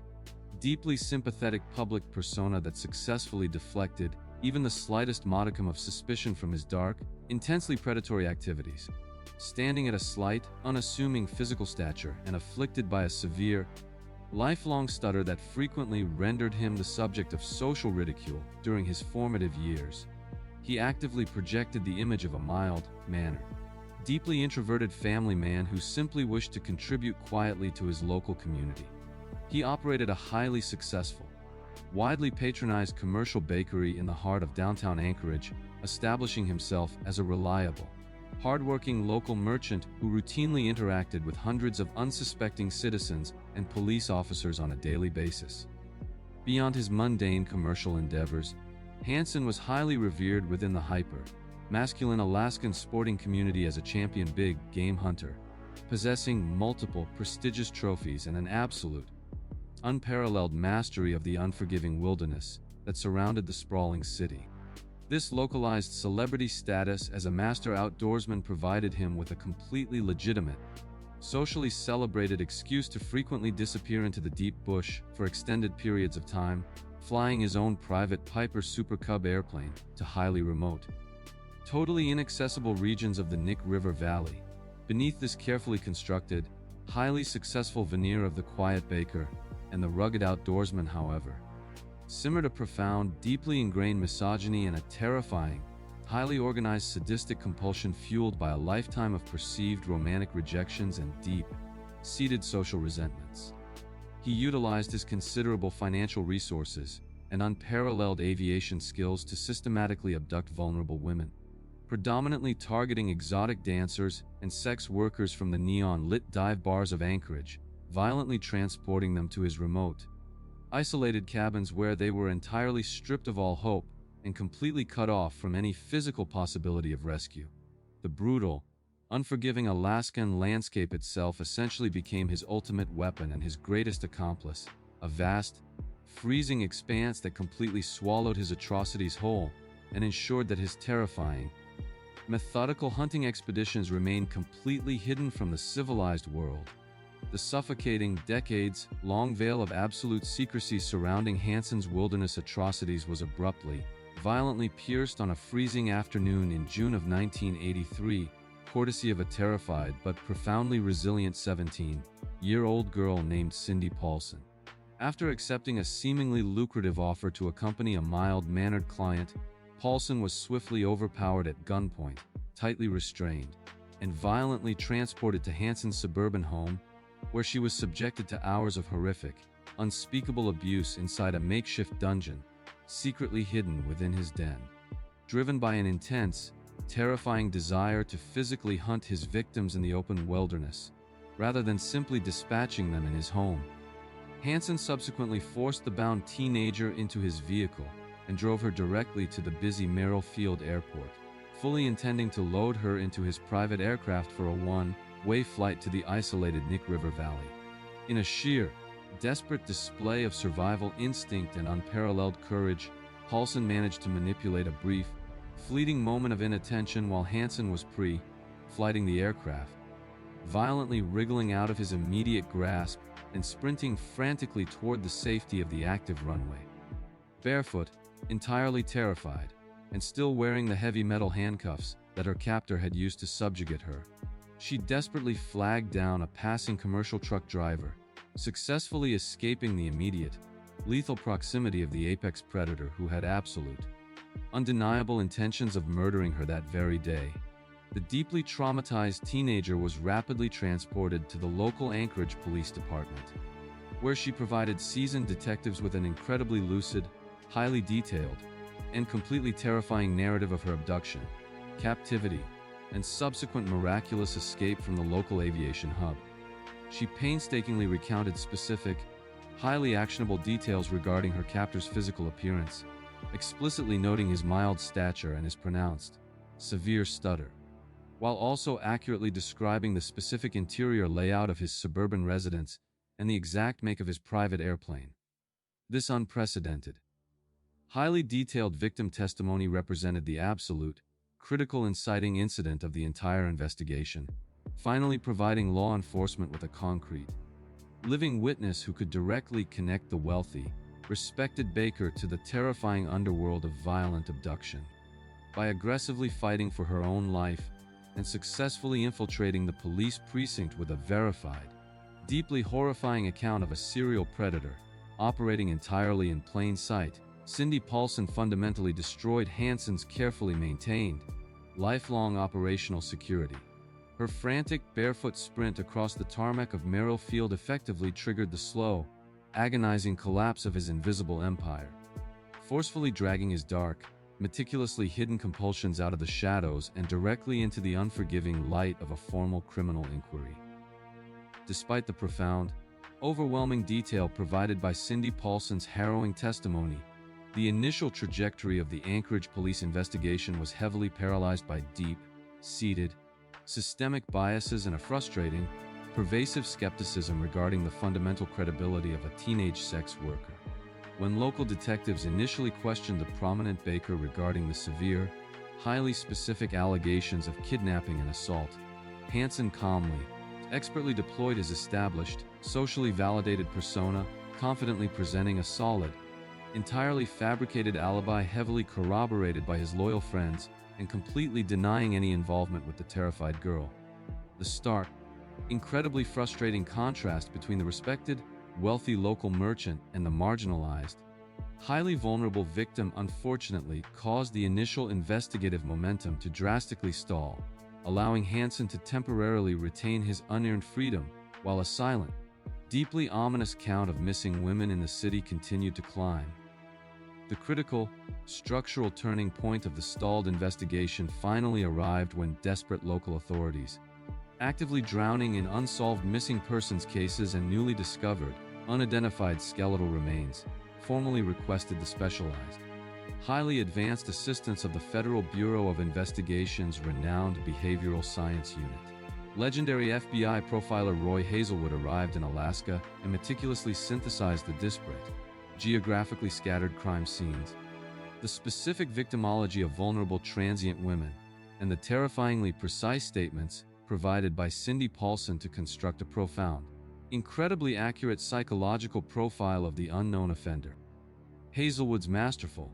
highly scientific behavioral analysis definitively concluded that the predator they were hunting was absolutely not a disorganized transient, but an experienced, highly organized local resident who suffered from a profound stutter, possessed extensive, intimate knowledge of the surrounding wilderness, and heavily utilized private aviation to facilitate his crimes. This highly specific, devastatingly accurate profile perfectly, undeniably aligned with every single known characteristic of Robert Hansen, finally stripping away his protective veneer of civic respectability and forcefully refocusing the absolute, unyielding attention of the Anchorage Police Department directly onto the stuttering Baker. Armed with this renewed, highly targeted focus, investigators began meticulously cross-referencing Hansen's meticulously logged private flight plans directly with the specific, highly remote geographic coordinates where the decaying, scattered remains of multiple missing women had been recently discovered by seasonal hunters. This exhaustive, highly analytical geographic mapping revealed a terrifying, undeniable spatial correlation, definitively proving that the specific wilderness areas Hansen frequently visited in his Piper Super Cub perfectly mirrored the exact, isolated drop zones of a prolific, highly successful serial murderer.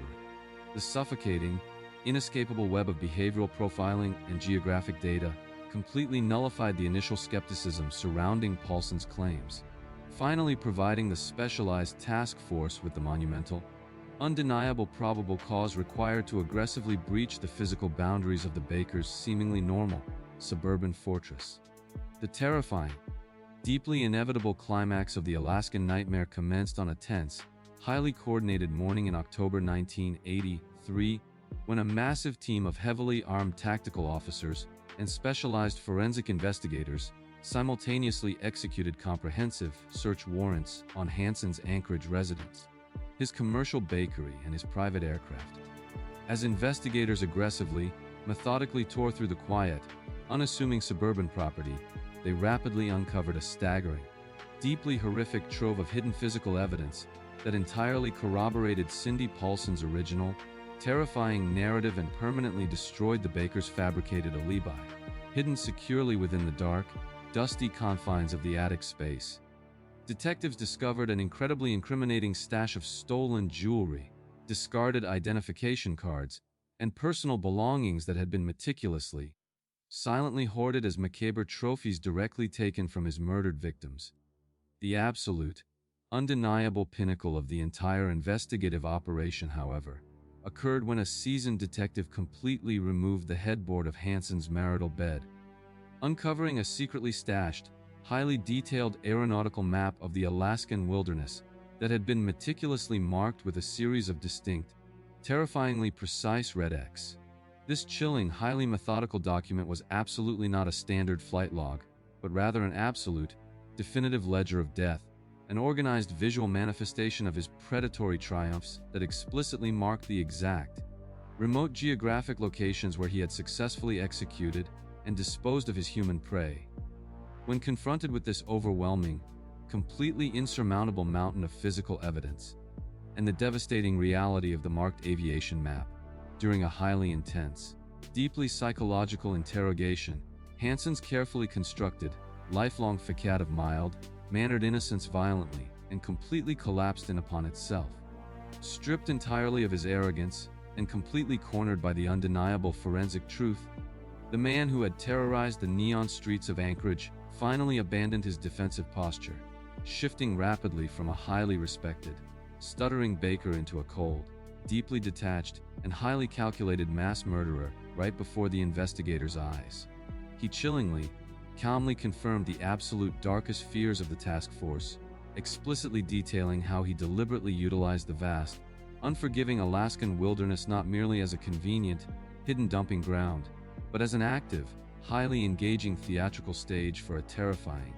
prolonged game of human survival. He explicitly confessed to releasing his kidnapped, completely terrified victims into the freezing, rugged environment entirely naked, allowing them a small, futile head start before aggressively, systematically tracking them down and executing them with a high-powered hunting rifle or a hunting knife. This profound,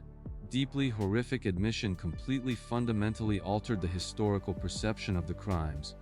confirming that the victims were not simply murdered, but were aggressively, sadistically hunted like big game by a man who had completely, utterly weaponized the natural geography of the last frontier. In a highly pragmatic, deeply controversial legal maneuver, designed entirely to avoid the prolonged agony of a heavily publicized federal trial, and to quickly secure the exact locations of the remaining victims, state prosecutors brokered a highly restrictive plea agreement with the disgraced baker.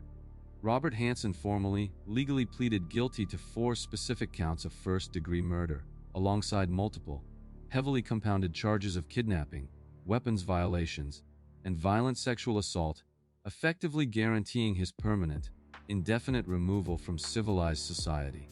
In direct exchange for this structured legal arrangement, which allowed him to serve his sentence in a federal facility outside of Alaska to avoid the intense, immediate wrath of the local prison population. He was mandated to board a state police helicopter and physically guide investigators to the remaining,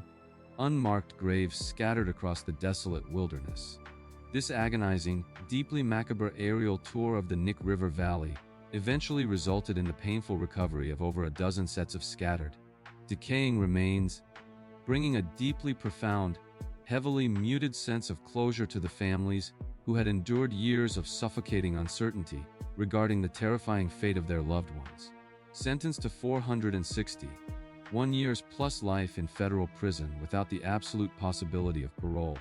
the once celebrated champion hunter was entirely stripped of his liberty, his status, and his beloved wilderness, relegated forever to the strict, highly structured, and completely synthetic environment of a maximum security penitentiary. He spent the remainder of his deeply pathetic, highly isolated existence entirely confined behind heavy steel doors and concrete walls, continuously suffering from severe, steadily declining health issues before ultimately succumbing to natural causes in 2014, actively taking the absolute, definitive number of his total victims with him to the grave. The stark, undeniable factual legacy of the butcher baker permanently shattered the deeply ingrained, highly romanticized myth of the rugged, honorable Alaskan frontiersman, definitively proving that the most profound, devastating evil can flawlessly camouflage itself behind a friendly smile and a prestigious, socially validated hobby. His terrifying, highly calculated ability to entirely weaponize geographic isolation serves as a grim, permanent reminder to modern law enforcement of the extreme dangers posed by predators who possess total, unchallenged dominance over their localized physical environment. Yet, while Hansen relied completely on the vast, freezing expanse of the untamed wilderness to silently swallow his victims and hide his horrific atrocities, a completely different type of meticulously organized monster was utilizing the exact opposite strategy in the densely populated, highly scrutinized suburbs of the East Coast. As we transition from the rugged, untamed mountains of the last frontier to the manicured, affluent lawns of New Jersey, we must confront the profoundly chilling reality of a man who orchestrated the absolute destruction of his own family, arranged their bodies in a macabre display, and simply walked out the front door to disappear completely into the American mainstream.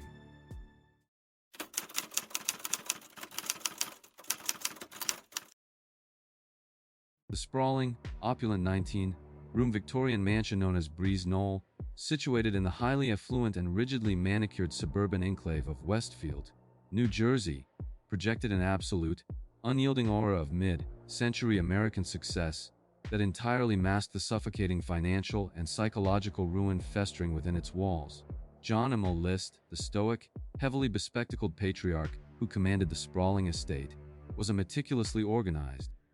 deeply rigid accountant whose entire existence was governed by an intense, uncompromising adherence to conservative Lutheran doctrines and an absolute, deeply ingrained obsession with maintaining the outward appearance of upper, middle-class perfection. Despite his highly educated background and a seemingly respectable professional pedigree, List was actively, desperately drowning in a massive, insurmountable ocean of covered financial debt, having systematically lost a series of lucrative corporate positions due to his abrasive, deeply inflexible interpersonal demeanor and absolute inability to adapt to modern business practices. Rather than confess his catastrophic professional failures to his deeply devout family or accept the profound, humiliating social stigma of declaring formal bankruptcy, he engaged in a highly elaborate, agonizingly stressful daily charade, physically leaving the mansion every single morning in a tailored suit to spend his days quietly reading the newspaper at the local train station. His domestic reality was equally, profoundly fractured, characterized by a severely deteriorating marriage to his wife, Helen, who heavily masked her unmedicated late-stage syphilis and profound depression with chronic alcohol abuse, while his deeply demanding, aging mother, Alma, lived in a separate apartment on the third floor of the sprawling estate. The three teenage List children, Patricia, John, Ginger, and Frederick, were completely, tragically oblivious to the rapidly encroaching financial apocalypse actively participating in school plays, local sports, and church youth groups, while their father silently, methodically calculated that their impending exposure to poverty would permanently corrupt their immortal souls. Driven by a severely warped, profoundly toxic interpretation of his religious obligations, List slowly concluded that the only logical, acceptable method to save his beloved family from the sinful, degrading horrors of financial destitution and secular modernism was to systematically, efficiently send them directly to heaven. The absolute, terrifying tragedy of the List family was not born from a sudden, chaotic explosion of uncontrollable domestic rage, but was instead meticulously, coldly engineered over weeks of silent deliberation by a man who viewed total annihilation as a purely administrative, entirely necessary solution to a balance sheet that could no longer be reconciled. By early November of 1971, the sprawling Westfield mansion had unknowingly transformed from a symbol of American prosperity into a heavily isolated, meticulously planned execution chamber, waiting only for the stoic accountant to finalize his horrific, irreversible itinerary.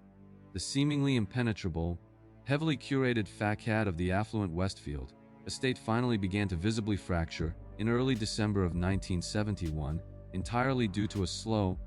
highly concerning accumulation of seemingly mundane domestic anomalies that eventually breached the threshold of neighborhood tolerance. For nearly 4 consecutive weeks, the sprawling 19-room mansion remained entirely, disturbingly dark, save for a few distinct, perpetually illuminated rooms on the ground floor, while the daily accumulation of milk deliveries, local newspapers, and postal mail continuously piled up unattended on the expansive front porch. Furthermore, the complete, highly unnatural absence of the 3 vibrant List teenagers from their respective public schools eventually triggered intense, persistent inquiries from dedicated teachers and heavily concerned school administrators who found the sudden, unannounced withdrawal of the previously active students completely incongruous with the family's established behavioral patterns. Desperate phone calls to the residents repeatedly went entirely unanswered, and a deeply suspicious, highly elaborate typewritten note sent to the school board weeks prior, casually claiming that the family was taking an extended, sudden vacation to visit a sick relative in North Carolina, slowly began to lose all logical credibility. The suffocating, deeply ominous silence surrounding Breeze Knoll reached a critical, entirely undeniable breaking point when Patricia's highly anxious drama coach, who had been aggressively attempting to contact her star pupil regarding an upcoming high school production, forcefully implored the Westfield Police Department to execute an immediate, comprehensive welfare check on the property. On the freezing evening of December 7th, responding patrol officers arrived at the dark, imposing property, immediately noting the alarming, excessive accumulation of mail and the profoundly unsettling, heavy silence that completely enveloped the expansive, wealthy neighborhood. After discovering a heavily locked exterior and receiving absolutely no response to their continuous, aggressive knocking, the deeply concerned officers utilized a heavy flashlight to force their way through an unsecured basement window, breaching the perimeter of the silent mansion to conduct a thorough room-by-room tactical sweep. As the officers tentatively navigated the dark, heavily shadowed interior corridors of the sprawling home, the beam of their flashlights abruptly illuminated a horrific, utterly incomprehensible tableau perfectly arranged in the center of the grand ballroom, instantly transforming a routine neighborhood welfare check into the inciting incident of a massive, decades-long national manhunt. The suffocating, decades-long mystery of the List family annihilation formally commenced the very second the local authorities realized that the quiet, heavily religious accountant had completely, flawlessly evaporated into the ether, leaving behind a heavily staged, meticulously organized slaughterhouse completely devoid of the primary suspect. The subsequent, highly systematic forensic processing of the expansive Breeze Knoll estate revealed an investigative nightmare of unprecedented, meticulous calculation, exposing the absolute, terrifying depth of John List's cold, administrative approach to mass murder. Lined up perfectly on the hardwood floor of the grand ballroom, resting precisely upon individual sleeping bags in a chilling, highly ritualistic display of morbid order, were the rapidly decomposing bodies of his wife Helen and his 3 children, Patricia, John Jr., and Frederick, while his mother Alma was discovered wrapped carefully in a blanket in her 3rd-floor apartment. The forensic timeline established by the medical examiner definitively proved that List had executed his family sequentially throughout the day on November 9th, systematically waiting for each child to return home from school before calmly, ruthlessly shooting them in the back of the head with a 9mm semi-automatic handgun, pausing only to make himself a quiet lunch in the kitchen between the executions, recognizing with absolute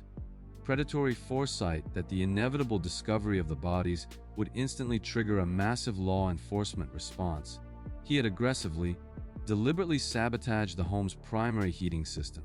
turning the thermostat down to a freezing temperature to drastically slow the biological decomposition process and buy himself critical, untraceable weeks of absolute freedom.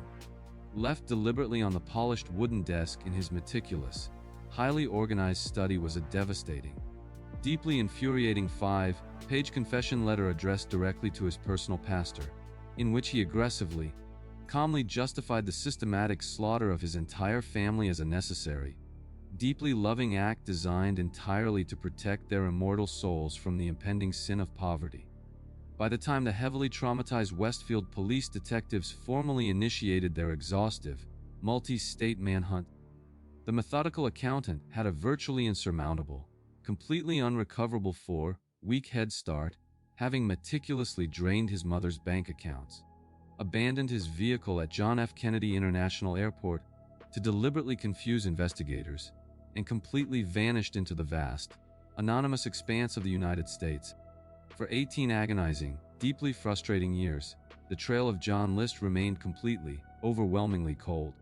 characterized by thousands of heavily investigated, but entirely fruitless dead ends, massive international Interpol alerts that yielded absolutely no actionable intelligence, and a deeply entrenched, haunting belief among seasoned investigators that the highly intelligent fugitive had successfully orchestrated the perfect, entirely unpunishable crime. The expansive, imposing Breeze Knoll mansion was eventually entirely destroyed in an unexplained, highly suspicious fire, leaving behind merely an empty, overgrown lot that served as a grim, permanent physical metaphor for the profound, completely unsolved void of justice that aggressively tormented the Westfield community for nearly 2 decades. Despite the absolute, uncompromising dedication of the original investigative task force, the brilliant, highly elusive accountant had completely, flawlessly integrated himself into a new, heavily camouflaged existence, proving definitively that a quiet, unremarkable man could successfully outrun the combined, massive resources of the entire federal justice system. The profound, seemingly unbreakable investigative stagnation of the infamous List family annihilation was finally, dramatically shattered in the late spring of 1989, entirely due to a highly innovative, unprecedented, and deeply desperate collaboration between law enforcement and the burgeoning power of syndicated national television. The producers of the newly established, highly popular true crime program America's Most Wanted actively approached the exhausted, heavily frustrated New Jersey task force, proposing a massive, highly publicized broadcast entirely dedicated to the 18-year-old cold case, completely reliant on the unprecedented, massive viewership of the national American public. Recognizing the absolute, fundamental flaw that broadcasting an outdated, nearly 2-decade-old photograph of the fugitive would completely fail to identify the significantly aged man, the television program aggressively commissioned the unparalleled, highly specialized talents of a brilliant forensic sculptor and artist named Frank Bender. Utilizing complex, highly advanced principles of forensic anthropology, precise anatomical aging techniques, and a profound, intuitive understanding of List's deeply ingrained psychological profile, Bender meticulously crafted a striking, highly detailed 3-dimensional clay bust that accurately predicted exactly what the stoic, heavily rigid accountant would look like nearly 20 years after the brutal executions. Bender expertly, instinctively incorporated specific, highly distinctive behavioral artifacts into the clay sculpture, deliberately outfitting the aged bust with a pair of thick, dark-rimmed, severely outdated glasses, perfectly capturing the precise, unyielding, and profoundly conservative essence of a man completely incapable of fundamentally altering his rigid internal identity. When the highly anticipated, heavily promoted broadcast finally aired to an audience of over 22 million captivated viewers on May 21, 1989, the deeply unsettling, incredibly lifelike clay sculpture slowly rotated on the screen, directly piercing the living rooms of the American public with a stark, undeniable representation of the aging monster. The absolute, defining climax of the nearly two-decade manhunt occurred almost instantaneously as the massive, highly coordinated national tip line was immediately flooded with thousands of calls, including one incredibly specific, entirely undeniable report from a highly observant woman residing in the quiet, completely unassuming city of Richmond, Virginia. The shocked, highly credible caller explicitly, definitively informed the FBI operators that the heavily aged, bespectacled clay bust rotating on her television screen was an absolute, perfect, and terrifyingly precise match for her quiet, highly devout local church member and neighbor, a mild-mannered, deeply respectable accountant who simply went by the completely unremarkable name of Robert Clark. This monumental, unprecedented fusion of highly advanced forensic art and massive, coordinated media amplification immediately, irrevocably closed the massive, seemingly unbridgeable gap between the fugitive and the authorities, violently terminating his meticulously constructed, completely fabricated secondary life. On June 1, 1989, a heavily armed, highly coordinated task force of federal agents and local Virginia police seamlessly descended upon the quiet Richmond accounting firm, finally, peacefully apprehending the deeply shocked, aging man who still stubbornly, aggressively maintained the completely fabricated identity of Robert Clark. The absolute, undeniable truth of his hidden, horrific past was rapidly, completely verified through a conclusive, definitive fingerprint analysis that perfectly, flawlessly matched the military records of John Emil List, completely stripping away his 18-year illusion and forcing his immediate, highly publicized extradition back to the state of New Jersey to finally face justice. During his highly sensationalized, deeply scrutinized criminal trial, his aggressive defense team attempted to leverage complex psychiatric testimony to argue that he suffered from severe, deeply crippling post-traumatic stress disorder and a highly restrictive, profoundly broken obsessive, compulsive personality, hoping to secure a reduced, heavily mitigated conviction. However, the seated jury remained completely, unyieldingly immune to his deeply arrogant, entirely emotionless explanations, swiftly returning a definitive, absolute guilty verdict on 5 consecutive counts of first-degree murder, completely rejecting his deeply toxic, profoundly warped religious justifications for the systematic slaughter of his own blood.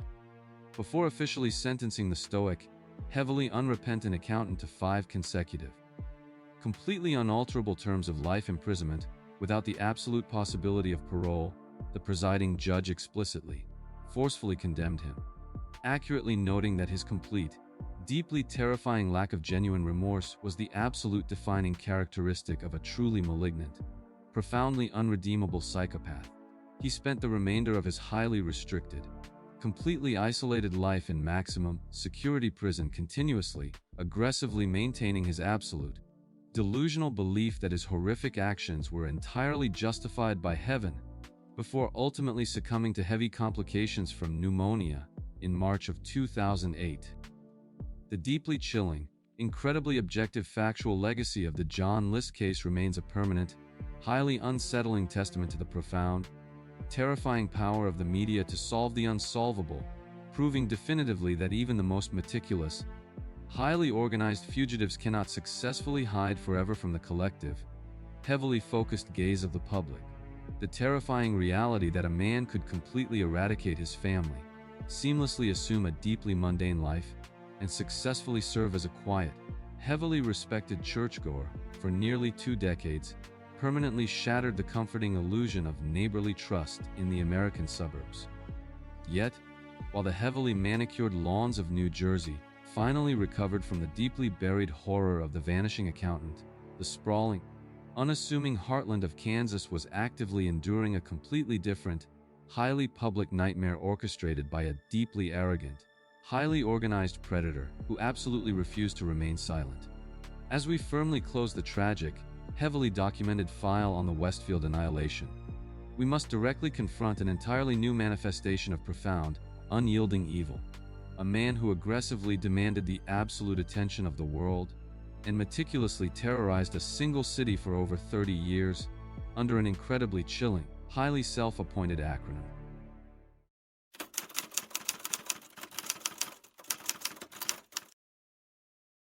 The sprawling, flat plains of Kansas evoke a profound sense of traditional American security,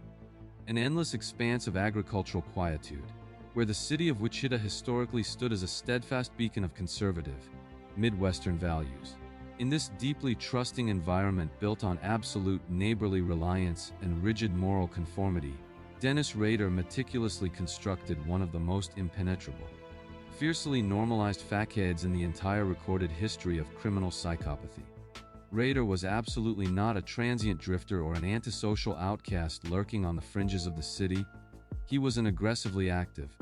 highly visible pillar of his local community, proudly serving as a dedicated Boy Scout troop leader, an active member of the United States Air Force Reserve, and eventually the deeply respected president of his local Christ Lutheran Church congregation. Furthermore, he strategically secured municipal employment as a strict compliance officer and animal control agent for the quiet suburban enclave of Park City, a specific role that perfectly satisfied his deep-seated psychological need for authoritative control and legally granted him unquestioned access to the residential properties of his neighbors. This highly curated, pristine public persona of a rigid, rule-following, and deeply religious family man provided the ultimate, flawless camouflage for a profoundly sadistic predator whose internal fantasy life was completely consumed by thoughts of absolute domination, bondage, and meticulously orchestrated violence. Beneath the neat municipal uniform and the pressed church suits, Rader was quietly, methodically assembling his self-described hit kits, consisting of heavy ropes, duct tape, and firearms, systematically preparing to unleash a reign of terror that would forever shatter the innocence of the heartland. He utilized his mundane, everyday job of tracking stray dogs and enforcing city codes to actively stalk potential victims, meticulously recording their daily routines and learning the specific structural layouts of their homes without ever arousing a single fraction of suspicion from the local authorities. The citizens of Wichita, who routinely left their front doors unlocked and deeply trusted the men who enforced their local laws, were entirely oblivious to the terrifying reality that a highly organized, deeply narcissistic monster was hiding in plain sight, sitting comfortably in their church pews and leading their children on weekend camping trips. This suffocating,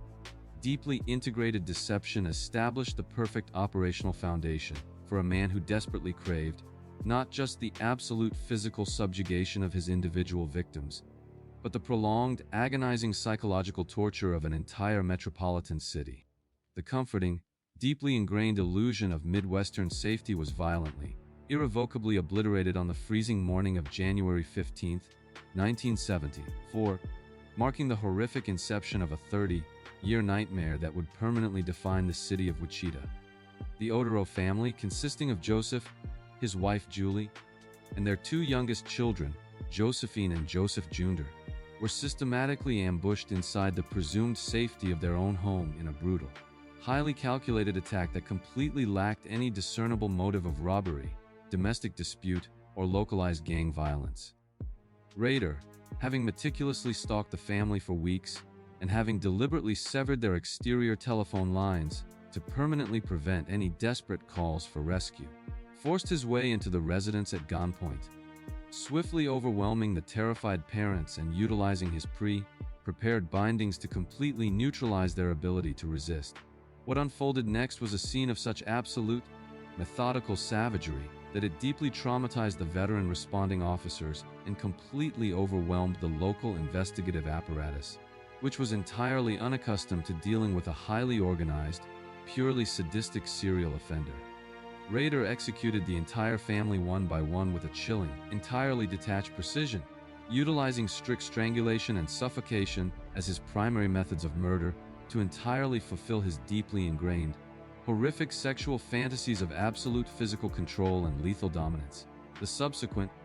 devastating discovery of the violently arranged bodies by the older Otero children returning home from school sent an immediate, paralyzing shockwave of pure terror throughout the entire state of Kansas, instantly transforming a quiet, residential neighborhood into the bloody epicenter of a massive, profoundly baffling homicide investigation. This inaugural, quadruple slaughter firmly established the terrifying operational signature of the killer, explicitly demonstrating his total lack of human empathy, his meticulous military-style pre-planning, and his insatiable desire to exert God-like control over the life and death of completely innocent families. By successfully targeting and annihilating a highly respected, completely ordinary family unit within their own walls, the unidentified predator actively crossed a catastrophic threshold of violence, declaring an open, deeply psychological war against the fundamental concept of domestic security.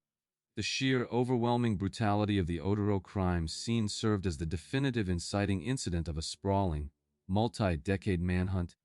leaving local detectives desperately grasping at circumstantial shadows, while the actual architect of the slaughter calmly returned to his mundane,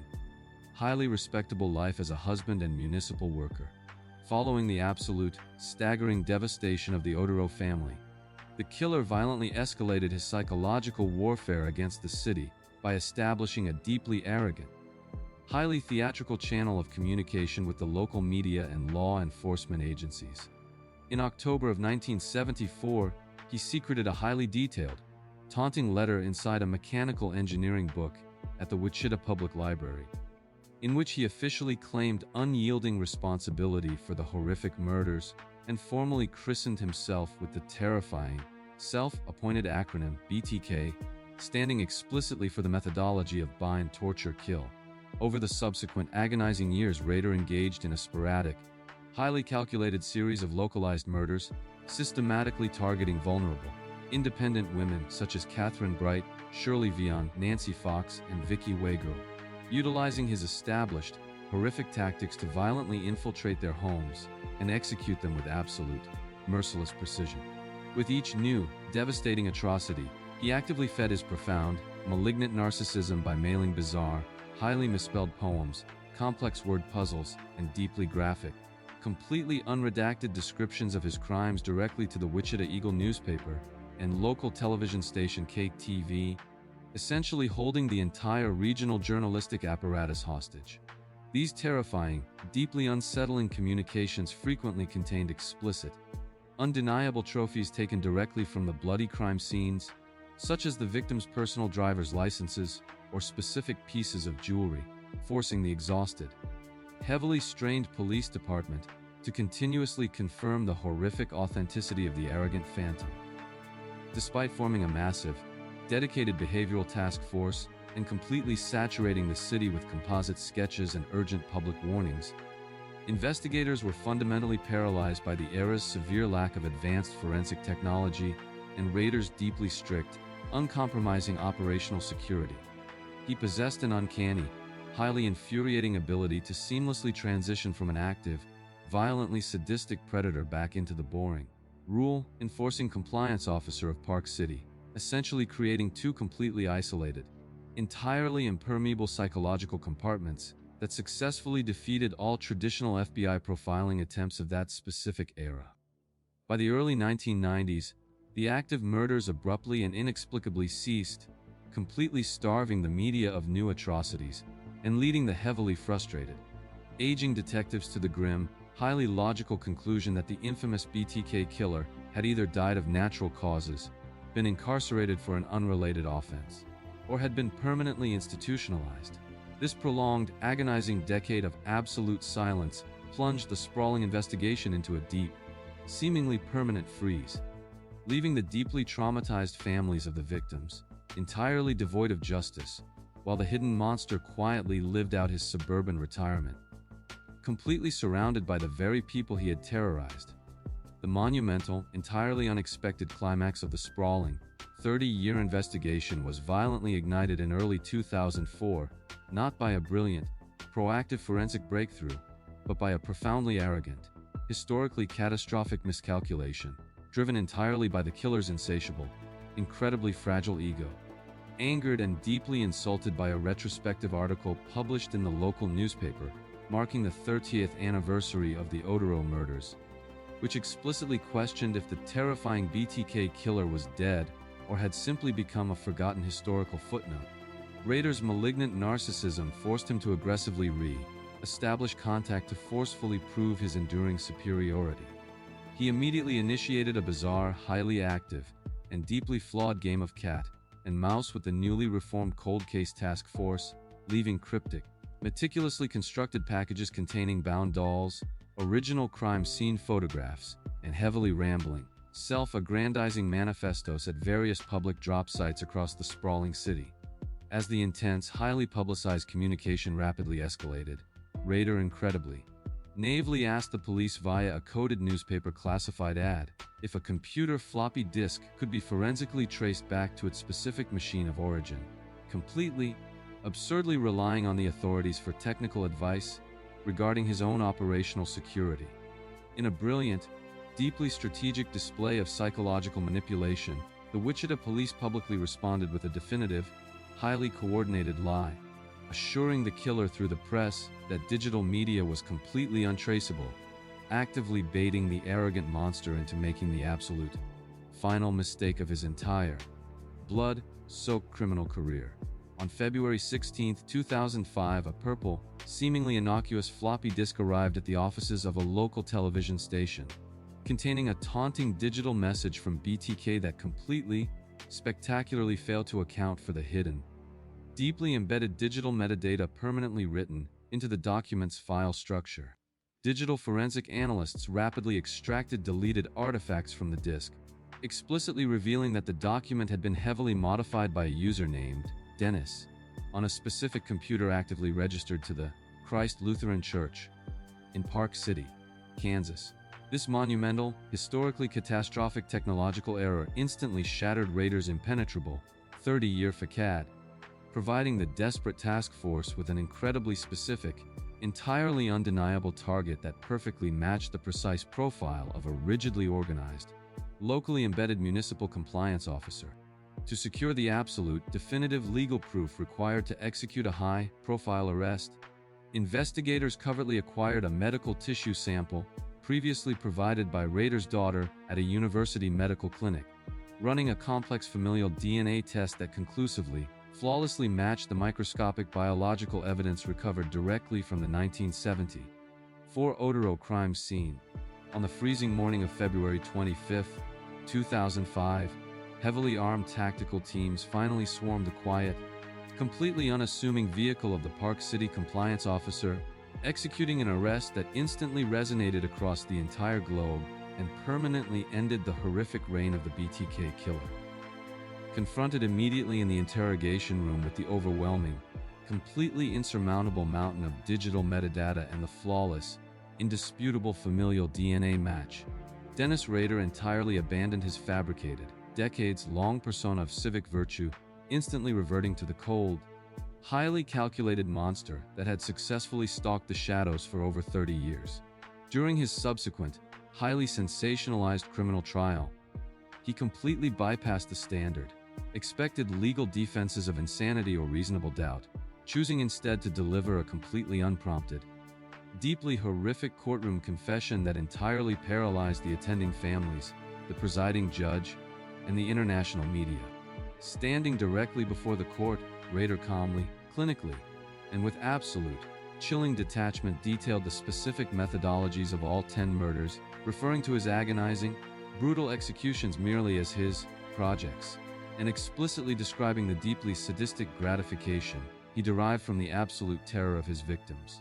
He displayed absolutely zero genuine remorse, completely failing to offer even a superficial apology for the localized genocide he had perpetrated, proving definitively that his entire existence was governed by a profound, unyielding psychopathy entirely devoid of human empathy or moral hesitation.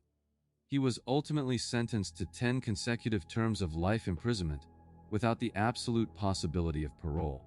representing the absolute maximum penalty legally available under Kansas law at the specific time his historical crimes were actively committed. The staggering, deeply objective reality of the BTK investigation completely destroyed the fundamental, comforting myth that highly organized, successful serial predators must exist as isolated, visibly disturbed loners living heavily on the absolute fringes of society. Rader's terrifying ability to perfectly compartmentalize his unspeakable atrocities, while actively serving as a respected, visible community leader fundamentally altered modern law enforcement profiling, definitively establishing that the most dangerous, lethal threats often hide seamlessly behind the most aggressively normal, socially validated facades imaginable. Yet, while the American Midwest finally,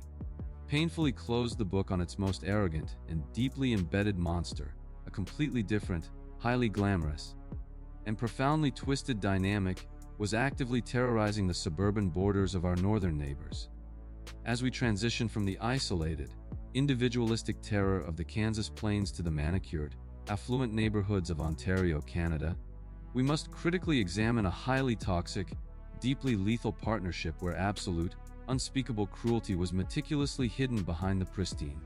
smiling veneer of the perfect suburban couple.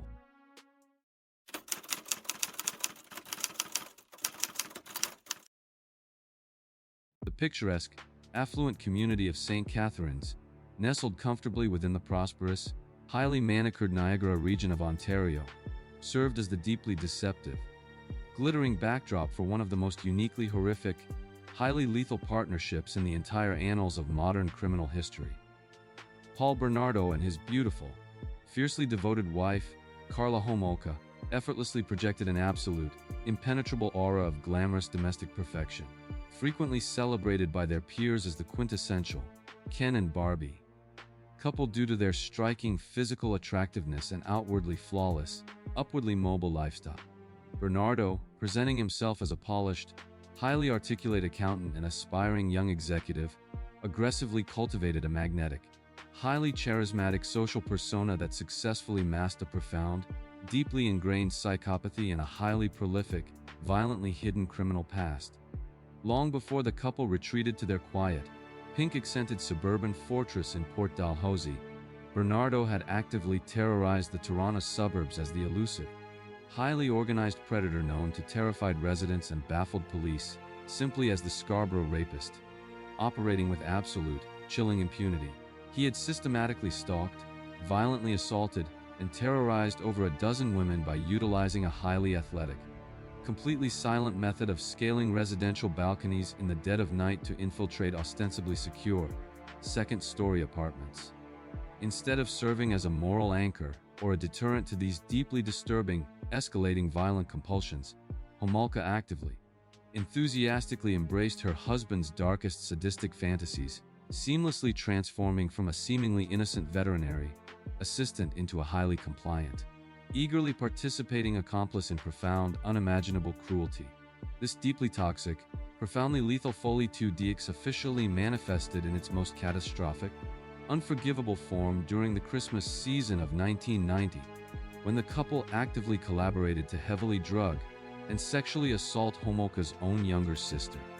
Tammy, utilizing stolen veterinary anesthetics that ultimately, tragically resulted in the young girl's asphyxiation. Astonishingly, the local authorities entirely misclassified Tammy's horrific death as a tragic, accidental choking on her own vomit, completely failing to recognize the sinister, calculated involvement of the grieving sister and her charming fiancé, inadvertently granting the deadly duo an absolute, unchecked psychological validation. This catastrophic, deeply tragic failure of the initial medical investigation firmly cemented the couple's terrifying bond, proving to their deeply fractured, arrogant minds that they could flawlessly execute the most unspeakable, deeply intimate atrocities and effortlessly deceive the combined might of the Canadian medical and legal establishments. Behind the bright, smiling photographs of their lavish, meticulously planned fairy tale wedding, a completely unrestrained, heavily organized two-person hunting party had been officially consecrated, actively preparing to unleash a horrific, highly coordinated campaign of abduction and localized terror upon the vulnerable teenagers of southern Ontario. The localized, deeply unsettling phenomenon of the Scarborough Rapist violently, irrevocably escalated into a profound, state, wide provincial nightmare during the early 1990s, marked by the sudden, highly coordinated abductions of two vibrant, deeply loved local teenagers, officially initiating the darkest chapter in Canadian true crime. In June of 1990, 14-year-old Leslie Mahaffey found herself temporarily locked out of her family home following a late-night social gathering, a painfully brief, entirely mundane moment of teenage vulnerability that was immediately, ruthlessly exploited by the predatory couple who happened to be silently cruising the darkened residential streets. Bernardo and Homolka seamlessly utilized their unthreatening, highly disarming presentation as an attractive young couple to swiftly lure the desperate girl into their vehicle, instantly plunging her into a highly organized, suffocating nightmare from which there would be absolutely no possibility of escape or rescue. The suffocating terror of the Mahaffey abduction was profoundly magnified less than a year later, in April of 1992, when the deadly partnership boldly altered their methodology to strike in broad daylight, targeting 15-year-old Kristen French as she walked home from her high school on a quiet, heavily populated church parking lot during Easter weekend. Utilizing a highly calculated, deeply manipulative ruse, Homolka actively approached the unsuspecting teenager, clutching a map and feigning absolute geographic confusion to forcefully solicit directions, leveraging her harmless, friendly female demeanor to completely bypass French's natural, deeply ingrained stranger danger instincts. Once the victim leaned in to helpfully assist the smiling woman, Bernardo violently ambushed her from the driver's seat, forcefully dragging the fighting, screaming teenager into the heavily tinted, waiting vehicle as multiple completely oblivious motorists passed by just mere yards away. These horrific, highly coordinated daylight disappearances sent an immediate, paralyzing shockwave of pure, unadulterated terror throughout the entire province of Ontario, prompting a massive, unprecedented mobilization of local law enforcement and the highly emotional, completely desperate formation of the Green Ribbon Task Force. As tens of thousands of concerned citizens aggressively pinned bright green ribbons to their lapels in a powerful, unified symbol of hope for the safe return of the missing girls, the terrifying, objective reality was that the teenagers were actively being held captive inside the heavily soundproofed, pink, accented guest bedroom of the couple's idyllic Port Dalhousie home. The Canadian public remained completely, tragically oblivious to the deeply disturbing, highly organized teamwork required to execute these abductions, actively searching for a solitary, disorganized monster while the true architects of the horror casually attended community barbecues and smiled warmly at their deeply concerned neighbors. This brutal, completely unforgivable inciting incident fundamentally shattered the long-held, comforting illusion of Canadian suburban safety, definitively establishing the horrifying reality that a lethal, highly efficient predatory unit was actively utilizing societal trust as their primary, devastating weapon. The sprawling, heavily funded Green Ribbon Task Force desperately chased thousands of disparate, ultimately fruitless leads across the province, severely hampered by intense interagency rivalries and a profound, fundamental inability to recognize the localized, deeply connected nature of the Scarborough rapes and the Niagara region abductions. However, the meticulously constructed, outwardly flawless facade of the golden couple finally, violently fractured from entirely within, triggered not by brilliant police work, but by a severe, escalating incident of profound domestic violence inflicted by Bernardo upon his previously entirely devoted accomplice. In late 1992, following a brutal, highly destructive physical altercation that left Homolka severely beaten and requiring immediate hospital intervention, the carefully maintained, deeply secretive alliance entirely collapsed, prompting her to completely sever ties with her husband and retreat into the protective custody of her deeply shocked family. Recognizing with absolute, desperate clarity that her husband's inevitable, rapidly approaching arrest for the horrific rapes and murders would entirely expose her own profound, unforgivable culpability, Homolka proactively initiated a highly calculated, deeply manipulative legal maneuver to entirely save herself. She approached the desperately stalled police task force through her highly aggressive defense attorneys, presenting an incredibly sanitized, highly compelling narrative that painted herself purely as a terrified, battered victim of extreme domestic abuse, claiming she was violently forced to participate in the kidnappings, entirely under the absolute threat of her own death. Blinded heavily by her affluent, innocent appearance, her verified medical records of physical abuse, and an overwhelming, desperate institutional need to finally close the highly publicized, deeply traumatizing murder cases, the deeply strained Crown prosecutors made an incredibly controversial, catastrophic legal decision, in what would later be universally, aggressively condemned by the Canadian public as the deal with the devil. Prosecutors granted Homolka a highly lenient plea agreement, securing a guaranteed 12-year sentence for the incredibly reduced charge of manslaughter in direct exchange for her explicit, damning testimony against Paul Bernardo. Armed solely with her highly curated, deeply deceptive confession and a heavily delayed, finally conclusive DNA match directly linking Bernardo to the early Scarborough sexual assaults, heavily armed tactical units swiftly descended upon the Port Dalhousie residence to formally place the charismatic accountant under arrest. The immediate, highly publicized revelation that the devastating, multi-year reign of terror had been meticulously orchestrated by the handsome, seemingly perfect suburban couple completely stunned the Canadian populace, plunging the nation into a profound, deeply agonizing period of societal reflection regarding the deceptive nature of true evil. Yet, as the prosecution aggressively prepared to heavily rely on Homolka's testimony to secure a permanent, life-ending conviction against her husband, a devastating, heavily hidden cache of physical evidence was silently waiting to completely destroy her fabricated narrative and expose the absolute, unforgivable depths of her active, enthusiastic malice. During her extensive, highly protected debriefings with the Crown prosecutors, Homolka had explicitly, repeatedly insisted that Bernardo had meticulously filmed their horrific, unspeakable crimes, but she adamantly claimed that he had thoroughly, completely destroyed the physical VHS tapes prior to his arrest to permanently eliminate all tangible evidence of their atrocities. This highly convenient, entirely fabricated narrative completely insulated her from objective, undeniable visual scrutiny, allowing her to aggressively maintain the deeply sympathetic facade of the unwilling,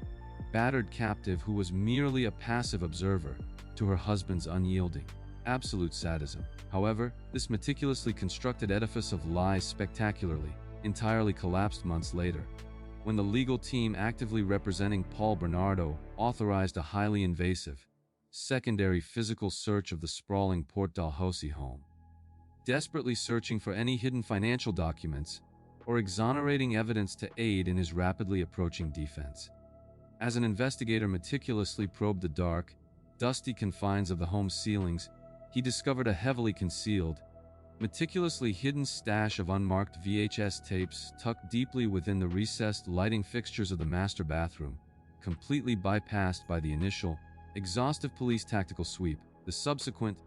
deeply agonizing review of these recovered tapes by veteran homicide detectives and severely traumatized Crown prosecutors represented the absolute,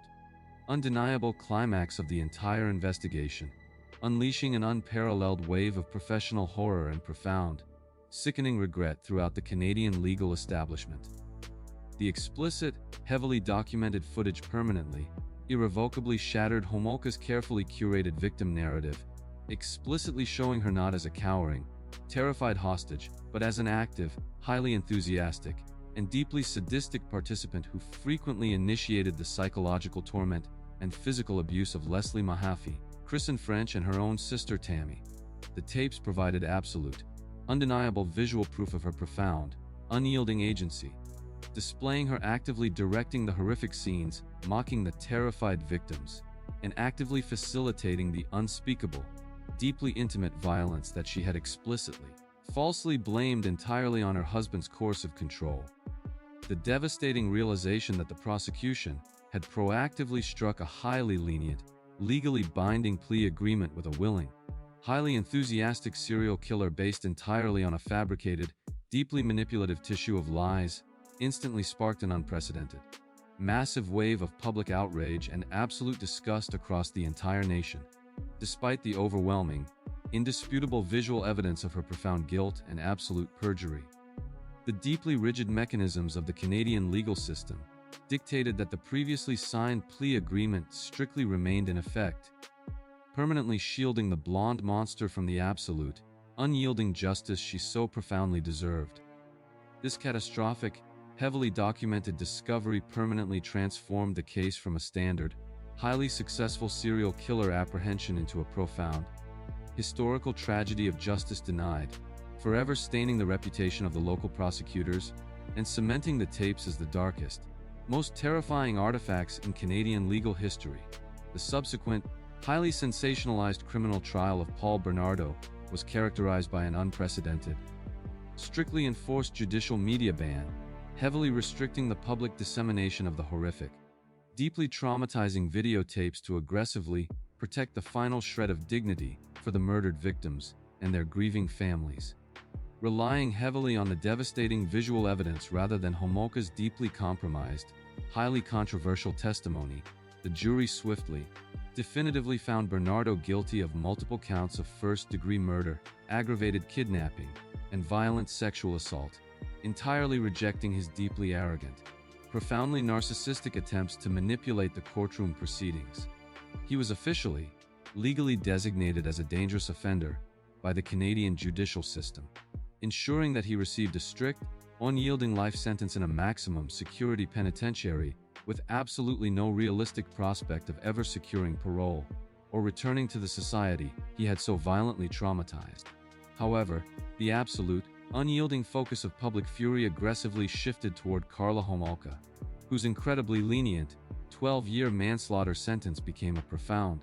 agonizing symbol of severe institutional failure and a constant, deeply painful insult to the memories of the innocent girls she actively helped slaughter. Despite massive, unprecedented public protests, continuous political outrage, and desperate legal petitions attempting to overturn the highly flawed plea agreement, Homolka steadily,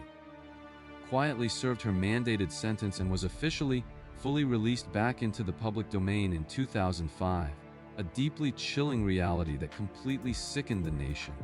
The profound, entirely unhealed scars left by the horrific actions of the Ken and Barbie killers fundamentally, irrevocably altered the landscape of Canadian criminal law, heavily inspiring sweeping,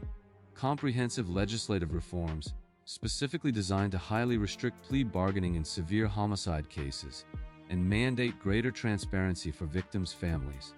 The deeply unsettling, incredibly objective factual legacy of Paul and Karla remains a permanent, highly terrifying testament to the profound, absolute danger of folie deux, proving definitively that two seemingly normal, highly attractive individuals can seamlessly combine their dark, fractured psychologies to construct a completely impenetrable fortress of unimaginable evil. The terrifying reality that a willing, enthusiastic participant in such unspeakable atrocities was allowed to legally slip through the cracks and quietly resume a free existence continues to violently haunt the collective conscience of the entire country. As we step back from the affluent, blood-stained suburbs of Ontario and collectively survey the sprawling, horrific landscape of all 10 of these devastating true crime narratives, a chilling, highly uncomfortable universal truth slowly begins to emerge from the darkness. These 10 historical cases violently remind us that the most terrifying monsters are not born from the shadows of cinematic fiction, but exist seamlessly within the mundane fabric of our own reality, leaving us to wonder, how many perfectly normal faces that we pass every single day are actively hiding the very same unspeakable darkness? Thank you for watching, and remember to question the light just as much as you fear the dark.